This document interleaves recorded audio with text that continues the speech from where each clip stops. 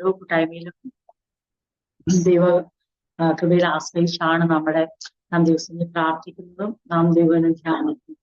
നമുക്ക് ആവശ്യമായ ദൈവവചനം ദൈവികമായ ആ കൂട്ടായ്മയും കർത്താവ് ഇനിയോളം നൽകി തരുന്നു. ഈ രാത്രിയിലും കർത്താവിന്റെ വിശ്വസ്തത അത് നമുക്ക് അനുഭവിച്ചറിയുവാൻ ദൈവം സഹായിക്കട്ടെ. ക്രിസ്തുവിന്റെ സ്നേഹം അതെത്ര ആഴമായ സ്നേഹമാണെന്ന് നമ്മൾ ഓരോരുത്തരും വ്യക്തിപരമായി രുചിച്ചറിഞ്ഞിട്ടുണ്ട്. നമ്മള് ലേഖനങ്ങളെയൊക്കെ പഠിക്കുമ്പം ശരിക്കും പറഞ്ഞാല് ഞാൻ എപ്പോഴും പറയാറുള്ള പോലെ ലേഖനങ്ങളുടെ എല്ലാ ആദ്യ ഭാഗം ക്രിസ്തു നമുക്ക് വേണ്ടി എന്ത് ചെയ്തു എന്ന് ആഴമായി വെളിപ്പെടുത്തിയിട്ടാണ് പിന്നീട് നമ്മളോട് പറയുന്നത് നാം ക്രിസ്തുവിന് വേണ്ടി ഇങ്ങനെ ജീവിക്കണം. അത് നമുക്ക് കർത്താവിന്റെ സ്നേഹത്തിന് പകരം കൊടുക്കാൻ നമുക്കൊന്നും കഴിയത്തില്ല എങ്കിൽ തന്നെയും നമുക്ക് അവനെ പ്രസാദിപ്പിക്കുന്ന ഒരു ജീവിതം നയിക്കാൻ കഴിയും. ദൈവത്തിന് കൊള്ളാവുന്ന ദൈവത്തിന്റെ ഇഷ്ടം സ്വർഗത്തിലെ പോലെ തന്നെ ഭൂമിയിലും ആകണമേ എന്ന് പ്രാർത്ഥിക്കാൻ യേശു പഠിപ്പിച്ചെങ്കിൽ ആ ദൈവ ഇഷ്ടം നമ്മുടെ ജീവിതത്തിൽ നിറവേറുവാനും നമ്മുടെ ആകെ കഴിയുന്ന കാര്യം നമുക്ക് തന്നിരിക്കുന്ന ഈ ആയുസ്സിൽ കർത്താവിന് വേണ്ടി നമുക്ക് ചെയ്യാൻ കഴിയുന്നത് അതാണ്. അത്ര വലിയവയാണ് കർത്താവ് നമ്മുടെ ജീവിതത്തിൽ ചെയ്തിരിക്കുന്നത്. നമ്മൾ വെച്ചിരിക്കുന്ന പ്രാർത്ഥനാ വിഷയങ്ങളോ നമുക്ക് കിട്ടിയ മറുപടിയോ കിട്ടാനുള്ള മറുപടിയോ ഇതൊന്നുമല്ല വലിയ കാര്യങ്ങള്. അതെല്ലാവരും മനുഷ്യർക്ക് നമുക്ക് മാത്രമല്ല ഇതൊക്കെ ആവശ്യം. ഈ ഭൂമിയിൽ ജീവിക്കുന്ന ഏതൊരു മനുഷ്യനും നമ്മളെ പോലെ ഇതുപോലുള്ള ആവശ്യങ്ങളുണ്ട്. അവർക്ക് പല രീതിയിൽ അത് സാധ്യമാകുന്നുണ്ട്. ഇതൊക്കെ പറയാനാണ് ഓരോരുത്തർക്ക് ഓരോരോ പേരുകൾ എടുത്തും ഓരോരോ നാമങ്ങൾ എടുത്തും അല്ലെങ്കിൽ അവരുടെ കഴിവോ അല്ലെങ്കിൽ മറ്റെന്തെങ്കിലുമൊക്കെയോ പറഞ്ഞ ആൾക്കാർ പല പല ആവശ്യങ്ങളെ സാധിച്ചതിനെ കുറിച്ചും പറയുന്നത് നമ്മൾ കേട്ടിട്ടുണ്ട്. ഈ ലോകം അങ്ങനെയാണ്. അപ്പൊ നമ്മുടെ ജീവിതത്തിലെ ചില ആവശ്യങ്ങൾ സാധിക്കുന്നതോ നമ്മുടെ ചില ലക്ഷ്യങ്ങൾ സാധിക്കുന്നതൊന്നും അല്ല വലിയ കാര്യം. ഈ ഭൂമിയിൽ ജീവിക്കുന്ന എല്ലാ മനുഷ്യനും അവൻ്റെതായ സ്വപ്നങ്ങളുണ്ട്, ലക്ഷ്യങ്ങളുണ്ട്, ആഗ്രഹങ്ങളുണ്ട്, ആവശ്യങ്ങളുണ്ട്. എന്നാൽ അതിൽ നിന്ന് എത്രയോ വ്യത്യസ്തരാണ് നമ്മൾ. കാരണം നമ്മുടേതായ ലക്ഷ്യത്തിലേക്ക് നീങ്ങിക്കൊണ്ടിരുന്ന നമ്മളെ അവിടെ നിന്ന് നേരെ തിരിച്ച് ആ എബൌട്ട് അടിച്ച് നമ്മളെ, അതാണ് റിപ്പറ്റൻസ് പറയുന്നത്. അവിടെ നിന്ന് ദൈവത്തിന്റെ ഹിതത്തിലേക്ക് നമ്മളെ തിരിച്ച് ദൈവിക ലക്ഷ്യത്തിലേക്ക് നമ്മളെ ഫോക്കസ് ചെയ്യിച്ച് ദൈവത്തിന്റെ വകയാക്കി തീർത്തത് കൊണ്ട് ഇനിയും നമ്മുടെ ആവശ്യങ്ങളും ആഗ്രഹങ്ങളും താല്പര്യങ്ങളും എല്ലാം ദൈവത്തിന്റെ ഹിതമനുസരിച്ചും ദൈവത്തിന്റെ സമയമനുസരിച്ചും അത് സാധ്യമാകും. അപ്പോഴാണ് നമുക്കത് മനോഹരമായും അത് ഉചിതമായും ഉപകാരപ്രദമായും ദൈവത്തിന് മഹത്വമായും തീരുന്നത്. അങ്ങനെ ജീവിക്കുന്ന നമ്മൾക്ക് നമ്മുടെ ഏറ്റവും വലിയ കടമ എന്തെന്ന് ചോദിച്ചാൽ എല്ലാ ലേഖനങ്ങളും നമുക്ക് തരുന്ന സന്ദേശം അതാണ്.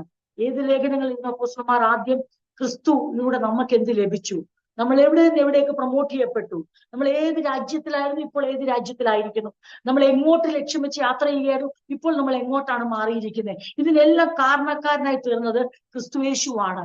ആ ക്രിസ്തുയേശുവിലൂടെയാണ് ഈ അവകാശങ്ങൾ മുഴുവൻ നമുക്ക് ലഭിച്ചത്. കഴിഞ്ഞ ഞായറാഴ്ചത്തെ നമ്മുടെ മെസ്സേജ് അത് തന്നെയായിരുന്നു. അപ്പൊ ലേഖനങ്ങളുടെ രണ്ടാം പകുതി എത്തുമ്പോൾ ക്രിസ്തുവിലേക്ക് കോൺസെൻട്രേറ്റ് ചെയ്ത് ക്രിസ്തുവിൽ നിന്ന് നമുക്ക് ലഭിച്ച നന്മകളെ, ആ സ്വർഗീയമായ അനുഗ്രഹങ്ങളെ, ആത്മീക അനുഗ്രഹങ്ങളെ ഉയർത്തി കാണിച്ചിട്ട് രണ്ടാം ഭാഗം വരുമ്പോൾ അപ്പോസ്തലന്മാർ എന്ത് ചെയ്യുകയാണ്? നാം ക്രിസ്തുവിന് വേണ്ടി എങ്ങനെ ജീവിക്കണം, എപ്രകാരം ജീവിച്ചാൽ ദൈവത്തിന് മഹത്വം ഉണ്ടാവും, എപ്രകാരം ജീവിച്ചാൽ സുവിശേഷം അതെ പ്രസിദ്ധമാക്കുവാൻ കഴിയും, എപ്രകാരം ജീവിച്ചാൽ നമുക്ക് പ്രതിഫലം നഷ്ടപ്പെടാതിരിക്കും, എപ്രകാരം ജീവിച്ചാൽ നമുക്ക് ദൈവരാജ്യത്തിലേക്ക് ധാരാളമായ പ്രവേശനം ലഭിക്കും. അപ്പൊ ദൈവത്തിന് പ്രസാദമുള്ള ഒരു ജീവിതം നയിക്കാൻ നാം കടപ്പെട്ട കാരണം ക്രിസ്തുയേശുവിലൂടെ നമുക്ക് ലഭിച്ച പദവി അത്ര ശ്രേഷ്ഠമാണ്, അത്ര ഉന്നതമാണ്. അത് ഒന്നിനോട് പകരം വെക്കാനോ ഒന്നിനോട് ഉപമിക്കാനോ കഴിയാതെ വണ്ണം അത്ര ശ്രേഷ്ഠമായ ഒരു വിളിയും തെരഞ്ഞെടുപ്പും അതെ ഉന്നതമായ അവകാശം നമുക്ക് ലഭിച്ചിരിക്കുന്നത് കൊണ്ട് ആ ക്രിസ്ത്യൻ സ്റ്റാൻഡേർഡ് അനുസരിച്ച് ആ വേൾഡ് ക്ലാസ് ക്രിസ്ത്യൻസായി ഈ ഭൂമിയിൽ ലോകത്തിൽ വക്രതയും കോട്ടവുമുള്ള തലമുറയിൽ നക്ഷത്രങ്ങളെ പോലെ ജ്യോതിസ്തുകളെ പോലെ പ്രകാശിപ്പാൻ കർത്താവ് നമ്മളെ വിളിച്ചിരിക്കുന്നതുകൊണ്ട് നമ്മൾക്ക് ആയുസ്സുള്ള കാലത്തോളം സീസണിലും ഔട്ട് ഓഫ് സീസണിലും നമുക്ക് ആരോഗ്യം ഉണ്ടെങ്കിലും ഇല്ലെങ്കിലും, നമ്മുടെ പ്രതീക്ഷകൾ പൂവണിഞ്ഞാലും ഇല്ലെങ്കിലും, നാം വരച്ച വരയിൽ ദൈവത്തെ നിർത്താനല്ല ദൈവം നമ്മളെ വിളിച്ചത്. ദൈവം വരച്ച വരയിൽ നാം നിൽക്കാനാണ്. അവന്റെ വാക്ക് അതുപോലെ എന്റെ ജീവിതത്തിൽ സംഭവിക്കട്ടെ എന്ന് നാം അങ്ങോട്ട് പറയാനാണ് കർത്താവ് നമ്മളെ വിളിച്ചത്. അതാണ് മറ്റുള്ളവർ നമ്മൾ തമ്മിലുള്ള പ്രധാന വ്യത്യാസം. എന്നാൽ ദൈവം നമ്മുടെ എല്ലാ ആവശ്യങ്ങളെ അറിഞ്ഞ് ഇനിയോളം പ്രവർത്തിച്ചു. നമുക്ക് അതിനേക്കാളൊക്കെ ഉപരിയായി നമ്മുടെ ജീവിത ലക്ഷ്യമെന്നുള്ളത് കുറെ കാര്യങ്ങൾ എഴുതി വെച്ച് പ്രാർത്ഥിച്ച് അതിന്റെ മരിക്കുന്നതിന് മുമ്പ് അതിന്റെ മറുപടി കാണണമെന്നുള്ള ഒരു എന്താ പറയുക തികച്ചും ഭൗതികമായ ചിന്താഗതിയെ ഒരിക്കലും ആകാൻ പാടില്ല. നാം എഴുതി വെച്ച് പ്രാർത്ഥിക്കണം, നാം നിരന്തരമായി പ്രാർത്ഥിക്കണം, ജാഗരിക്കണം, അതൊക്കെ ആവശ്യമാണ്. പക്ഷെ അതൊന്നും ഞാൻ ആവർത്തിച്ചു പറയട്ടെ, അതൊന്നും നമ്മുടെ ലക്ഷ്യമല്ല. നമ്മുടെ ലക്ഷ്യം വിളിച്ചവനെ പ്രസാദിപ്പിക്കുക, അവന്റെ ആശ ഇന്നതെന്നറിഞ്ഞ് ആ ദൈവത്തിന് മഹത്വം കൊടുക്കുന്ന പ്രസാദമുള്ള ജീവിതം നയിക്കുക. നമുക്ക് ദൈവത്തെ മഹത്വപ്പെടുത്താൻ രണ്ട് രീതിയിൽ കഴിയും. അത് കഴിഞ്ഞ ദിവസം ഞാൻ നമ്മുടെ പ്രിയ സഹോദരിയുമായി സംസാരിച്ചപ്പോൾ ഫോൺ സംഭാഷണത്തിൽ ഇതിന്റെ പരിശുദ്ധാത്മാവ് ഇങ്ങനെ ഓർപ്പിച്ച ഒരു സന്ദേശമാണ്. ഇങ്ങനെ പല പ്രാവശ്യം നമ്മൾ അതിന്റെ പല വശങ്ങളായി ചിന്തിച്ചിട്ടുണ്ടെങ്കിലും നമ്മൾ കഴിഞ്ഞ ആഴ്ച നമ്മൾ കൊളോസ്യ ലേഖനത്തിൽ നമ്മൾ ചിന്തിച്ച ഭാഗങ്ങളാണ്. ഒന്ന്, എലിമെന്റ്സ് ഓഫ് ക്രിസ്ത്യൻ സ്റ്റാൻഡേർഡിലെ 3 പോയിന്റ് നമ്മൾ ചിന്തിച്ചതിൽ ഒന്ന് personal holiness, 2 loving attitude, 3 A thankful heart. വ്യക്തിപരമായ ആ വിശുദ്ധിയും നമ്മുടെ ആ സ്നേഹമുള്ള ആ മനോഭാവവും, 3 നന്ദിയുള്ള ഹൃദയവും. ഇത് ക്രിസ്തീയ സ്റ്റാൻഡേർഡിന്റെ, ക്രിസ്തീയ ആ നിലവാരത്തിന്റെ ഏറ്റവും പ്രധാനപ്പെട്ട ഘടകങ്ങളാണ്. ഈ 3 എലമെന്റ്സിനെ ഒഴിവാക്കിക്കൊണ്ട് നമുക്ക് ക്രിസ്ത്യൻ സ്റ്റാൻഡേർഡ് കീപ്പ് ചെയ്യാൻ പറ്റത്തില്ല. അത് നമ്മൾ വളരെ ആഴമായി ചിന്തിച്ച ഒരു പഠനമാണ്, അല്ലെങ്കിൽ പോയിന്റുകളാണ്. അത് വീണ്ടും ഓർക്കുക. അങ്ങനെ മാത്രമേ നമുക്ക് കഴിയത്തുള്ളൂ.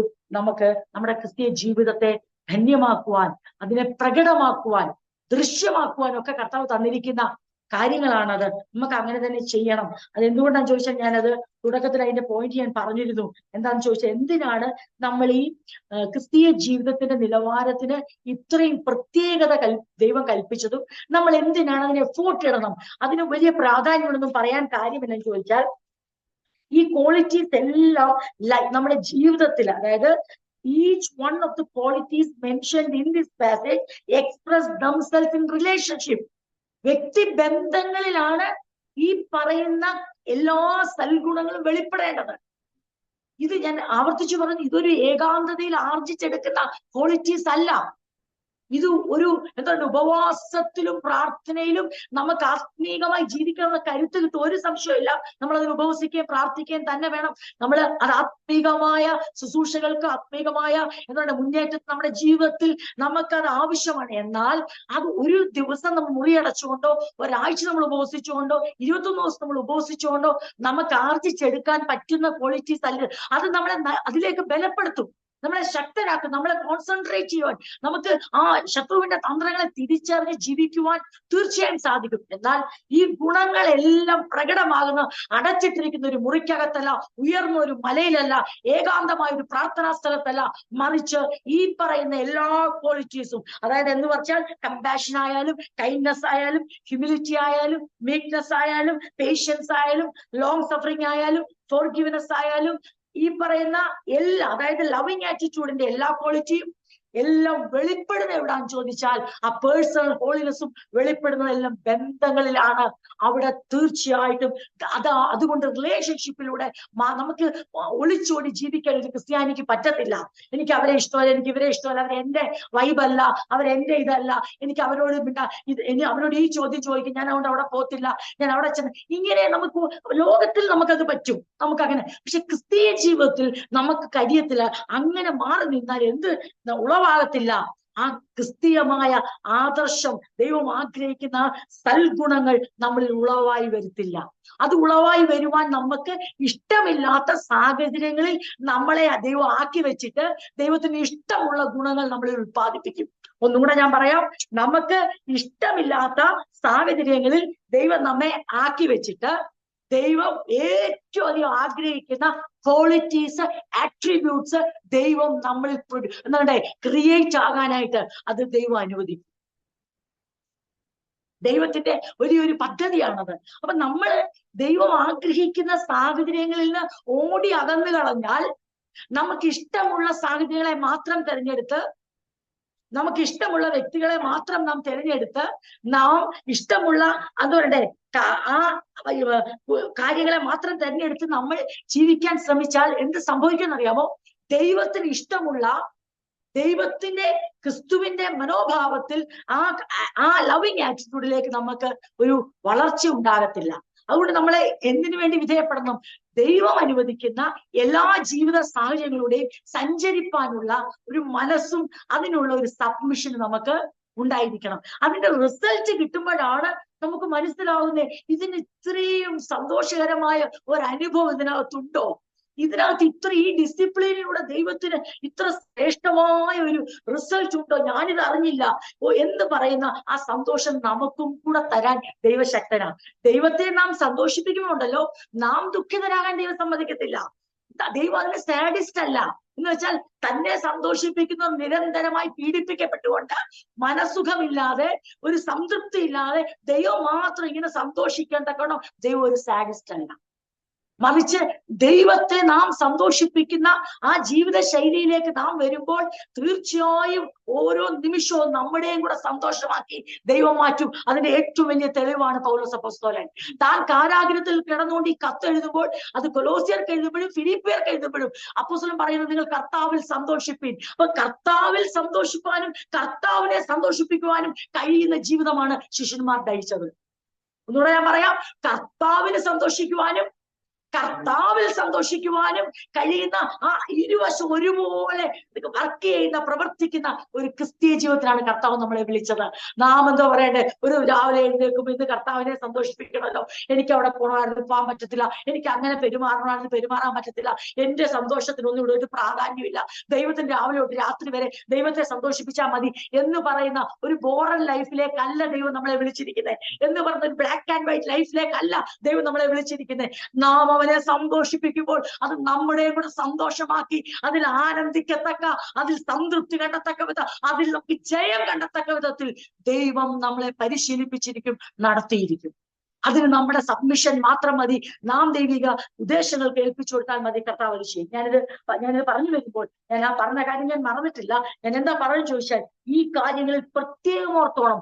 പലരും ആത്മീയർ ജീവിക്കാൻ ആഗ്രഹിക്കുന്നത് അവർ ഉണ്ടാക്കിയിരിക്കുന്ന ഒരു ഷെൽട്ടറിനകത്ത് അവർക്ക് ഇഷ്ടമുള്ള ആൾക്കാരോട് മാത്രം ഇടപെട്ട് അവർക്ക് തിരിച്ചടി കിട്ടാത്ത മാത്രം ബന്ധങ്ങളെ സ്ഥാപിച്ച് അവർക്ക് മാന്യത മാത്രം കിട്ടുന്ന കൂട്ടുകെട്ട് സ്ഥാപിച്ച് അവരെ ഉയർത്തി അവരെ മേന്മയോടെ സംസാരിക്കുന്ന മാത്രം സഹകരണത്തെ പുലർത്തിക്കൊണ്ട് പലരും ജീവിക്കുവാൻ ഒരു സേഫ് സോൺ കണ്ടെത്താൻ ശ്രമിക്കുമ്പോൾ ക്രിസ്തീയ ജീവിതത്തിന്റെ അടിസ്ഥാനം എന്ന് പറഞ്ഞാൽ അങ്ങനെയല്ല.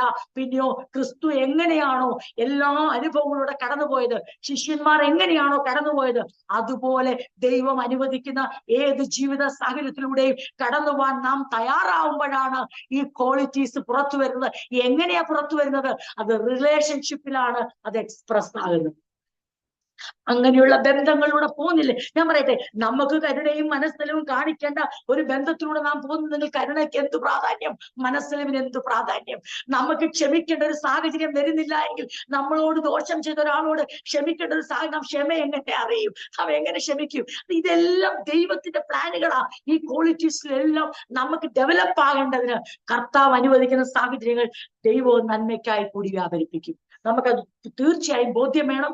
ഇതൊക്കെ പഠിച്ച് പുസ്തകത്തിൽ എഴുതി അല്ലെ നമ്മൾ വായിച്ച് അടിവരയിട്ട് ബൈബിളിൽ പഠിച്ചടച്ചു വെക്കുമ്പോൾ നമ്മളോട് തന്നെ പറഞ്ഞോണം, ഇതൊരിക്കലും ഒരു ക്ലാസ് റൂമിനകത്ത് ഒരു മുറിക്കകത്ത് ഉളവാകുന്ന ഗുണങ്ങളല്ല ഞങ്ങൾ പഠിക്കുന്നത്. പിന്നെയോ ബന്ധങ്ങളിലൂടെ വെളിപ്പെടുന്ന സൽഗുണങ്ങളാണ് ദൈവം ആഗ്രഹിക്കുന്നത്. അതിന്റെ അളവ് ഒരു വ്യക്തിയെ നമുക്ക് വ്യക്തമായി മനസ്സിലാക്കാൻ പറ്റുന്ന എവിടാന്ന് ചോദിച്ചാൽ, ആ വ്യക്തി എങ്ങനെയാണ് മറ്റുള്ളവരോട് പെരുമാറുന്നത്, മറ്റുള്ളവരെ അതൊക്കെ കരുതുന്നത്, ട്രീറ്റ് ചെയ്യുന്നത്, ആ ബന്ധങ്ങളിൽ എങ്ങനെയാണ് അവർ ആയിരിക്കുന്നത്, അത് വെച്ച് മാത്രമേ നമുക്കൊരാളുടെ ക്രിസ്തീയ ആദർശം, ക്രിസ്തീയ സ്റ്റാൻഡേർഡ് അളക്കാൻ പറ്റത്തുള്ളൂ. അല്ലാതെ നിങ്ങൾ ആരും ഞാനിവിടെ പ്രസംഗിക്കുന്ന വെച്ച്, ഞാനിവിടെ ക്ലാസ് എടുക്കുന്ന വെച്ച്, പാസ്റ്റ് പ്രസംഗിക്കുന്ന വെച്ചോ, ഇവിടെ ചർച്ചില് പ്രോഗ്രാമിനനുസരിച്ച് ഓരോ ഇതൊന്നും വെച്ച് നമുക്ക് ആരെയും അളക്കാൻ കഴിയത്തില്ല. കാരണം ഇത് നാം ചെയ്യുന്നത് നമ്മൾ പറഞ്ഞത് കൃപയ്ക്കൊത്തവണ്ണമാണ്. നമ്മൾ അവന്റെ ഗിഫ്റ്റാണ് നമ്മൾ ഈ ചെയ്യുന്ന ശുശ്രൂഷ. പക്ഷെ ഫ്രൂട്ടിലൂടെ മാത്രമേ നമ്മൾ ആരെന്ന് ചർച്ചും സമൂഹവും കൂടെയുള്ളവരും തിരിച്ചറിയത്തുള്ളൂ. ഗിഫ്റ്റിലൂടെ തിരിച്ചറിയാനൊക്കെ നമ്മൾ ശ്രമിക്കും, പക്ഷെ അതൊന്നും കർത്താവ് അംഗീകരിക്കത്തില്ല. പിന്നെയോ നമ്മൾ പുറപ്പെടുവിക്കുന്ന ഫ്രൂട്ടിലൂടെ മാത്രമാണ് നമ്മുടെ ഐഡന്റിറ്റി വെളിപ്പെടുന്നത്, നമ്മുടെ ട്രൂ ഐഡന്റിറ്റി. ദൈവം നമുക്കൊരു ട്രൂ ഐഡന്റിറ്റി തന്നിട്ടുണ്ട്. ഞാൻ പറഞ്ഞല്ലോ, വിശുദ്ധഗണമായി വേർതിരിച്ച് പ്രിയരാക്കി തീർത്തു. ആ പ്രിയപ്പെട്ടവർ അവരുടെ ട്രൂ ഐഡന്റിറ്റി സമൂഹത്തിൽ വെളിപ്പെടുത്തണമെങ്കിൽ വ്യക്തിബന്ധങ്ങളിലൂടെ മാത്രമേ അത് സാധിക്കത്തുള്ളൂ. വീണ്ടും ഞാൻ വിളിച്ചു പറയട്ടെ, ബന്ധങ്ങളിൽ നിന്ന് ഓടി ഒളിച്ചുകൊണ്ട് ആരും ക്രിസ്ത്യാനിയായി ജീവിക്കാമെന്ന് കരുതണ്ട. അതെ, പ്രശ്നങ്ങളെ അവോയ്ഡ് ചെയ്തുകൊണ്ട് അല്ലെങ്കിൽ എന്തിനാ ഞാൻ ചെയ്യുന്നേ, എന്തിനാ ഞാനത് ചെയ്യുന്നേ, ഞാനിപ്പോ ഓടി എത്തിട്ടെന്തിനാ, ആർക്ക് എന്ത് ചെയ്താലും അവസാനം എനിക്ക് പഴിയേ കിട്ടത്തുള്ളൂ, ഇങ്ങനൊക്കെ എക്സ്ക്യൂസ് പറഞ്ഞ് ആരും ക്രിസ്തീയ ജീവിതത്തില് അതെ ഒരു നല്ല സ്ഥാനം കണ്ടെത്താമെന്നോ ക്രിസ്തീയ ജീവിതം വിജയകരമാക്കാമെന്നോ ആരും പ്രതീക്ഷിക്കേണ്ട. ക്രിസ്തീയ ജീവിതത്തിന്റെ അടിസ്ഥാനമേ അങ്ങനല്ല. അത് ബന്ധങ്ങളിലൂടെ വെളിപ്പെടുന്ന ഗുണങ്ങളിലൂടെയാണ് ഒരു മനുഷ്യന്റെ ഫലം തിരിച്ചറിയുന്നത്, അവനെ കൊള്ളാവുന്നതിനായി ദൈവം തെളിയിക്കുന്നത്. അതുകൊണ്ട് നമുക്ക് ആത്മാർത്ഥമായി പ്രാർത്ഥിക്കാം, കർത്താവേ, ഞങ്ങളെ ആക്കി വെക്കുന്ന ജീവിത സാഹചര്യങ്ങളിൽ, ബന്ധങ്ങളിൽ ഒക്കെ ഞങ്ങൾക്ക് വളരെ മാന്യതയോടെ പെരുമാറുവാൻ, കരുണയോടെ പെരുമാറുവാൻ, മനസ്സരിവോടെ പെരുമാറുവാൻ, ക്ഷമയോടുകൂടെ ഞങ്ങൾക്ക് ജീവിക്കുവാൻ, സഹിക്കേണ്ടിടത്ത് സഹിക്കുവാൻ, വിട്ടുകൊടുക്കേണ്ടത് വിട്ടുകൊടുക്കുവാൻ, മിണ്ടാതിരിക്കേണ്ടത് മിണ്ടാതിരിപ്പാൻ, പറയേണ്ടിടത്ത് പറയുവാൻ, അതെ, ജീവിത വിശുദ്ധി പാലിക്കേണ്ടവണ്ണം പാലിക്കുവാൻ, വാക്കുകളെ സൂക്ഷിക്കേണ്ടിടത്ത് സൂക്ഷിപ്പാൻ എല്ലാം ഞങ്ങൾക്ക് കൃപ തരണം. ദുർനടപ്പിനെ വിട്ടു മാറുവാൻ, അതെ, ഞങ്ങളുടെ ജീവിതത്തിൽ കൃപ തരണം. ഞങ്ങളുടെ ജീവിതം ദൈവത്തിന് വിശുദ്ധമായിരിക്കണം. കാരണം അവിടുന്ന് അങ്ങയുടെ പരിശുദ്ധമായ ശരീരമാണ് ഞങ്ങൾക്ക് വേണ്ടി യാഗത്തിന് ഏൽപ്പിച്ചു തന്നെ. പാപം അറിയാത്തവനെ നമ്മുടെ സകല പാപം അവന്റെ മേൽ വെച്ച് അവൻ ക്രൂശിൽ കയറിയിട്ട് അവൻ തന്നെ ഏൽപ്പിച്ചു കൊടുത്തിട്ട് വലിയൊരു കൂട്ടം, അതെ, ദൈവിക പദ്ധതി പ്രകാരം സന്തതി അവനെ സേവിക്കുമെന്ന് പൂർണ്ണമായി ഉൾക്കൊണ്ടുകൊണ്ട് കർത്താവ് തന്റെ തിരുമേനി നമുക്ക് വേണ്ടി ഏൽപ്പിച്ചു കൊടുത്തെങ്കിൽ നമുക്ക് എന്തുകൊണ്ട് നമ്മുടെ ജീവിതത്തെ, നമ്മുടെ നാക്കിനെ, നമ്മുടെ വാക്കിനെ, നമ്മുടെ ജീവിത ദിനങ്ങളെ കർത്താവിനെ ഏൽപ്പിച്ചു കൊടുത്തുകൂടാ? അതിന് കഴിയും, തീർച്ചയായും കഴിയണം. അതാണ് നാം ദൈവത്തിന് കൊടുക്കേണ്ട അതെ സുഗ്രാഹ്യമായ യാഗം. അതാണ് ദൈവം നമ്മളിൽ നിന്ന് ആഗ്രഹിക്കുന്നത്. അപ്പൊ ആ കാര്യം ചിന്തിച്ചു. നമ്മൾ മൂന്നാമത്തെ പോയിന്റ് ആണ് ചിന്തിച്ചത്, എ താങ്ക്ഫുൾ ഹാർട്ട് എന്നുള്ളത്. നന്ദിയുള്ള ഒരു ഹൃദയം നമുക്കുണ്ടായിരിക്കണം. അപ്പൊ ഈ നന്ദിയുള്ള ഒരു ഹൃദയത്തെ കുറിച്ച് നാം ചിന്തിച്ചു. അതുകൊണ്ട് ഞാൻ അതിൽ കൂടുതലായിട്ട് ഇനി ചിന്തിക്കാനല്ല ഞാനത് പറഞ്ഞത്. ഞാൻ പറഞ്ഞത് നമ്മുടെ ലൈഫിനെ എന്തോ പറയണ്ടേ, മോട്ടിവേറ്റ് ചെയ്യുന്നത്. We are motivated by gratitude, not by rules or laws. അതാണ് ഈ ഹെറസിക്കാര്, ദുരുപദേശക്കാര് വന്ന് സഭയ്ക്കകത്ത് ചട്ടങ്ങളും കൽപ്പനകളും നിയമങ്ങളും അടിച്ചേൽപ്പിച്ചിട്ട് അതിൽ പ്രചോദിതമായ ആ ലോസ് ആൻഡ് റൂൾസിന്റെ അടിസ്ഥാനത്തിൽ നയപ്രമാണത്തിൽ ഓൾറെഡി കഴിയാതെ കർത്താവ് തന്നെ അതെ കടന്നു വന്ന് ഈ കാര്യങ്ങളെയൊക്കെ നിവർത്തിച്ചിട്ട് കർത്താവ് സ്ഥാപിച്ച സ്നേഹത്തിന്റെയും ദൈവിക പദ്ധതിയുടെ അടിസ്ഥാനത്തിൽ ഒരു ജീവിതം നയിക്കാൻ കർത്താവ് നമ്മളെ വിളിച്ചിട്ട് വീണ്ടും സഭയ്ക്കകത്ത് വന്ന് എന്ത് പഠിപ്പിക്കുക? നിയമങ്ങളാലും കൽപ്പനകളാലും പ്രചോദിതമായി ജീവിക്കുന്ന ഒരു എന്തുകൊണ്ട് കൃപയിൽ നിന്ന് വീണു പോവാനും ക്രിസ്തുവിൽ നിന്ന് വേർപെട്ടു പോവാനും കാരണമായി തീർന്ന ഒരു ജീവിതത്തിന് ആരെ ഉത്സാഹിപ്പിക്കുക? സഭയെ ഉത്സാഹിപ്പിക്കും. അപ്പൊ അപ്പോസ്തലൻ അവരോട് പറയുകയാണ്, നിങ്ങൾ ഒരു കാര്യം ഓർത്തോണം, നിങ്ങളുടെ ജീവിതത്തിൽ നിങ്ങൾ കർത്താവിന് വേണ്ടി എന്ത് ചെയ്യുമ്പോഴും നിങ്ങളുടെ ഹൃദയത്തിനകത്ത് നന്ദി ഉണ്ടായിരിക്കണം. നിങ്ങൾ അല്ലെങ്കിൽ എന്ത് സംഭവിക്കും? നിങ്ങൾ ഒരിക്കലും കൽപ്പനകളിലോ അല്ലെങ്കിൽ എന്തുകൊണ്ടേ നിയമങ്ങളിലോ ദൈവിക ശിക്ഷയിലോ ദൈവകോപത്തെ ഭയപ്പെട്ടായിരിക്കരുത് നിങ്ങൾ ദൈവത്തോട് അടുത്തു വരേണ്ടതും ദൈവിക വേലയിലായിരിക്കേണ്ടതും. മറിച്ച് നിങ്ങൾ എങ്ങനെ ആയിരിക്കണം എന്നറിയാമോ? ദൈവത്തോടുള്ള നന്ദി, നിങ്ങൾക്ക് വേണ്ടി ദൈവപുത്രനിലൂടെ എന്ത് ചെയ്തു എന്നുള്ള, നിങ്ങൾക്ക് ലഭിച്ച പാപക്ഷമയെ കുറിച്ചുള്ള, നിങ്ങൾക്ക് ലഭിച്ച ശിക്ഷാവിൽ നിന്നുള്ള രക്ഷയെ കുറിച്ചുള്ള, നിങ്ങൾ ഏത് സ്ഥാനത്താക്കി വെച്ചിരിക്കുന്നു, ഇനി എന്താണ് ദൈവം നിങ്ങൾക്ക് ചെയ്യാൻ പോകുന്നു എന്നുള്ള ദൈവത്തിന്റെ അളവില്ലാത്ത ആ അകപ്പേ സ്നേഹമായിരിക്കണം നിങ്ങളെ ഏത് പ്രവർത്തിക്കും ഉത്സാഹിപ്പിക്കേണ്ടത്. അല്ലെങ്കിൽ നമ്മൾ എങ്ങോട്ട് പോവുക? പിന്നെയും ന്യായപ്രമാണത്തിലേക്ക് തിരിയുക. ഇതനുസരിച്ചില്ലെങ്കിൽ ശിക്ഷയുണ്ട്, ഇപ്രകാരം ചെയ്തില്ലെങ്കിൽ അതെ ദൈവകോപം ഇറങ്ങി വരും. ദൈവകോപമല്ല, ഓൾറെഡി ദൈവത്തിന്റെ അഗാധമായ ആഴമായ സ്നേഹം തന്റെ പുത്രനിലൂടെ ഇറങ്ങി വന്നു കഴിഞ്ഞു. ഇനി ആ സ്നേഹത്തെ ഏറ്റെടുത്തുകൊണ്ട് ആ സ്നേഹത്തെ ആവോളം പ്രദർശിപ്പിച്ചുകൊണ്ട് ദൈവത്തെ പ്രസാദിപ്പിക്കുക. ഓരോ പ്രവൃത്തിയും ചെയ്യുമ്പോൾ നാം നമ്മെ തന്നെ ശോധന കഴിക്കണം. ഞാനിത് ചെയ്യുന്നത് ഭയത്തിന്റെ അടിസ്ഥാനത്തിലാണോ അതോ ദൈവത്തോടുള്ള സ്നേഹത്തിന്റെയും നന്ദിയുടെ അടിസ്ഥാനത്തിലാണോ? ഭയത്തിന്റെ അടിസ്ഥാനത്തിലാണെങ്കിൽ ദൈവിക ഭയം വേണ്ടെന്നല്ല, റെവറൻസ് വേണ്ടെന്നല്ല ഈ പറയുന്നതിന്റെ അർത്ഥം.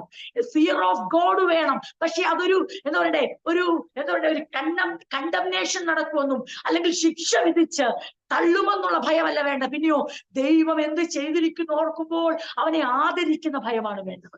അവനെ അതാണ് റെവറൻസ് എന്ന് പറയുന്നത്. നമുക്ക് ആ ഫിയർ ആണ് വേണ്ടത്. ആ ഫിയർ ഓഫ് ഗോഡ് ആണ് നമുക്ക് അനുഗ്രഹമായി തീരുന്നത്. അല്ലാത്ത ദൈവഭയമുണ്ടല്ലോ, നശിപ്പിക്കുമെന്നുള്ള ദൈവഭയമുണ്ടല്ലോ, അത് നമ്മളെ ന്യായപ്രമാണത്തിലേക്ക് മടക്കിക്കൊണ്ടുപോകും.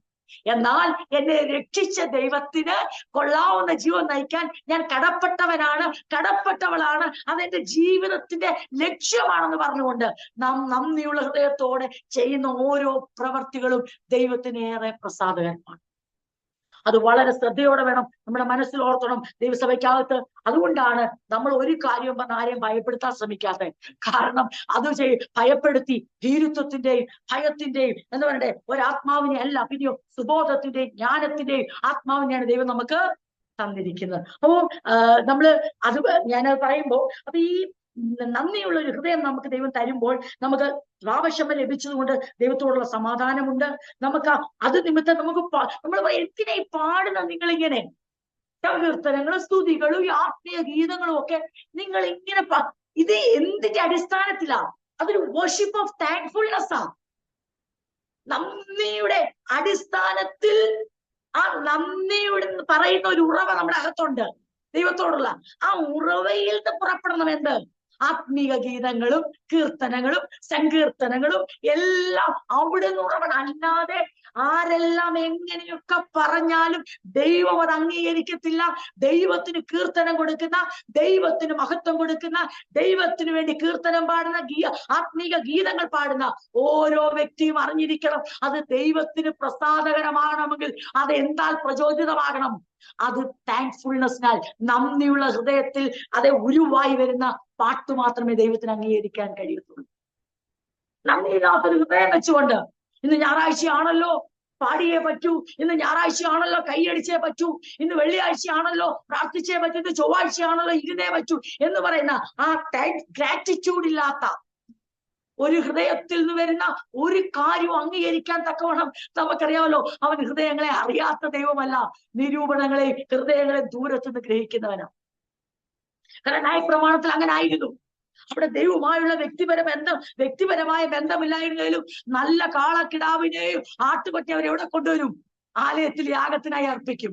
ഹൃദയം ദൈവത്തോട് വളരെ അകന്നിരിക്കുമ്പോഴും അവർ എന്ത് ചെയ്യും? കാളക്കിടാക്കളെയും ആട്ടുകൊറ്റനെയും ഒക്കെ എവിടെ കൊണ്ട്? യാഗപീഠത്തിൽ കൊണ്ടുവന്ന് പുരോഹിതന്റെ കയ്യിൽ കൊടുക്കും. പക്ഷെ ഹൃദയം വളരെ ദൈവത്തോട് അകന്നായിരുന്നേ. അതുകൊണ്ട് ആ ദൈവം ആ സഭയിലൂടെ പറയുന്നു, യെശയ്യാവിലൂടെ ഒക്കെ പറയുന്നത്, ഈ ജനത്തിന്റെ ഹൃദയം എന്നോട് അകന്നിരിക്കുന്നു, അധരം കൊണ്ട് ഇവരെന്നെ വ്യർത്ഥമായി ഭജിക്കുന്നു. സങ്കീർത്തനത്തിൽ ആ 50-ാം സംഘത്തിൽ പറയുന്നു, എനിക്കെന്നാ നിങ്ങളുടെ കോലാറ്റു പൊട്ടന്മാരുടെ രക്തം ഞാൻ കുടിക്കുമോ? എനിക്കെന്നാ ഞാൻ അതിന്റെ മാംസം തിന്നുമോ? ഞാൻ എന്നെ ഈ രക്തവും മാംസവും എല്ലാം കുടിക്കുന്ന ഒരു വ്യക്തിയാണോ? നിങ്ങളെ തരാതെ, നിങ്ങൾ കാശ് മുടക്കി കൊണ്ടുവന്ന് മൃഗങ്ങളെ അർപ്പിച്ച് അതിന്റെ ചോരയും ചീന്തിയിട്ട് നിങ്ങൾ പോകുമ്പോൾ നിങ്ങൾ എന്താ വിചാരിച്ചു വെച്ചിരിക്കുന്നേ? ഞാൻ ഈ മാംസവും തിന്ന് രക്തവും കുടിച്ചിട്ട് ഞാൻ പ്രസാദിക്കുന്ന ദൈവമാണെന്നാണോ നിങ്ങൾ കരുതിയിരിക്കുന്നത്? അതോ നിങ്ങൾക്ക് വല്ല ബോധമുണ്ടോ നിങ്ങൾ നടക്കുന്ന വഴികളിൽ പ്രസാദിക്കുന്ന ദൈവമാണെന്ന്? അതാണ് 50-ാം സംഘത്തിൽ പറയുന്ന ദൈവിക ഉദ്ദേശം. അതാണ്.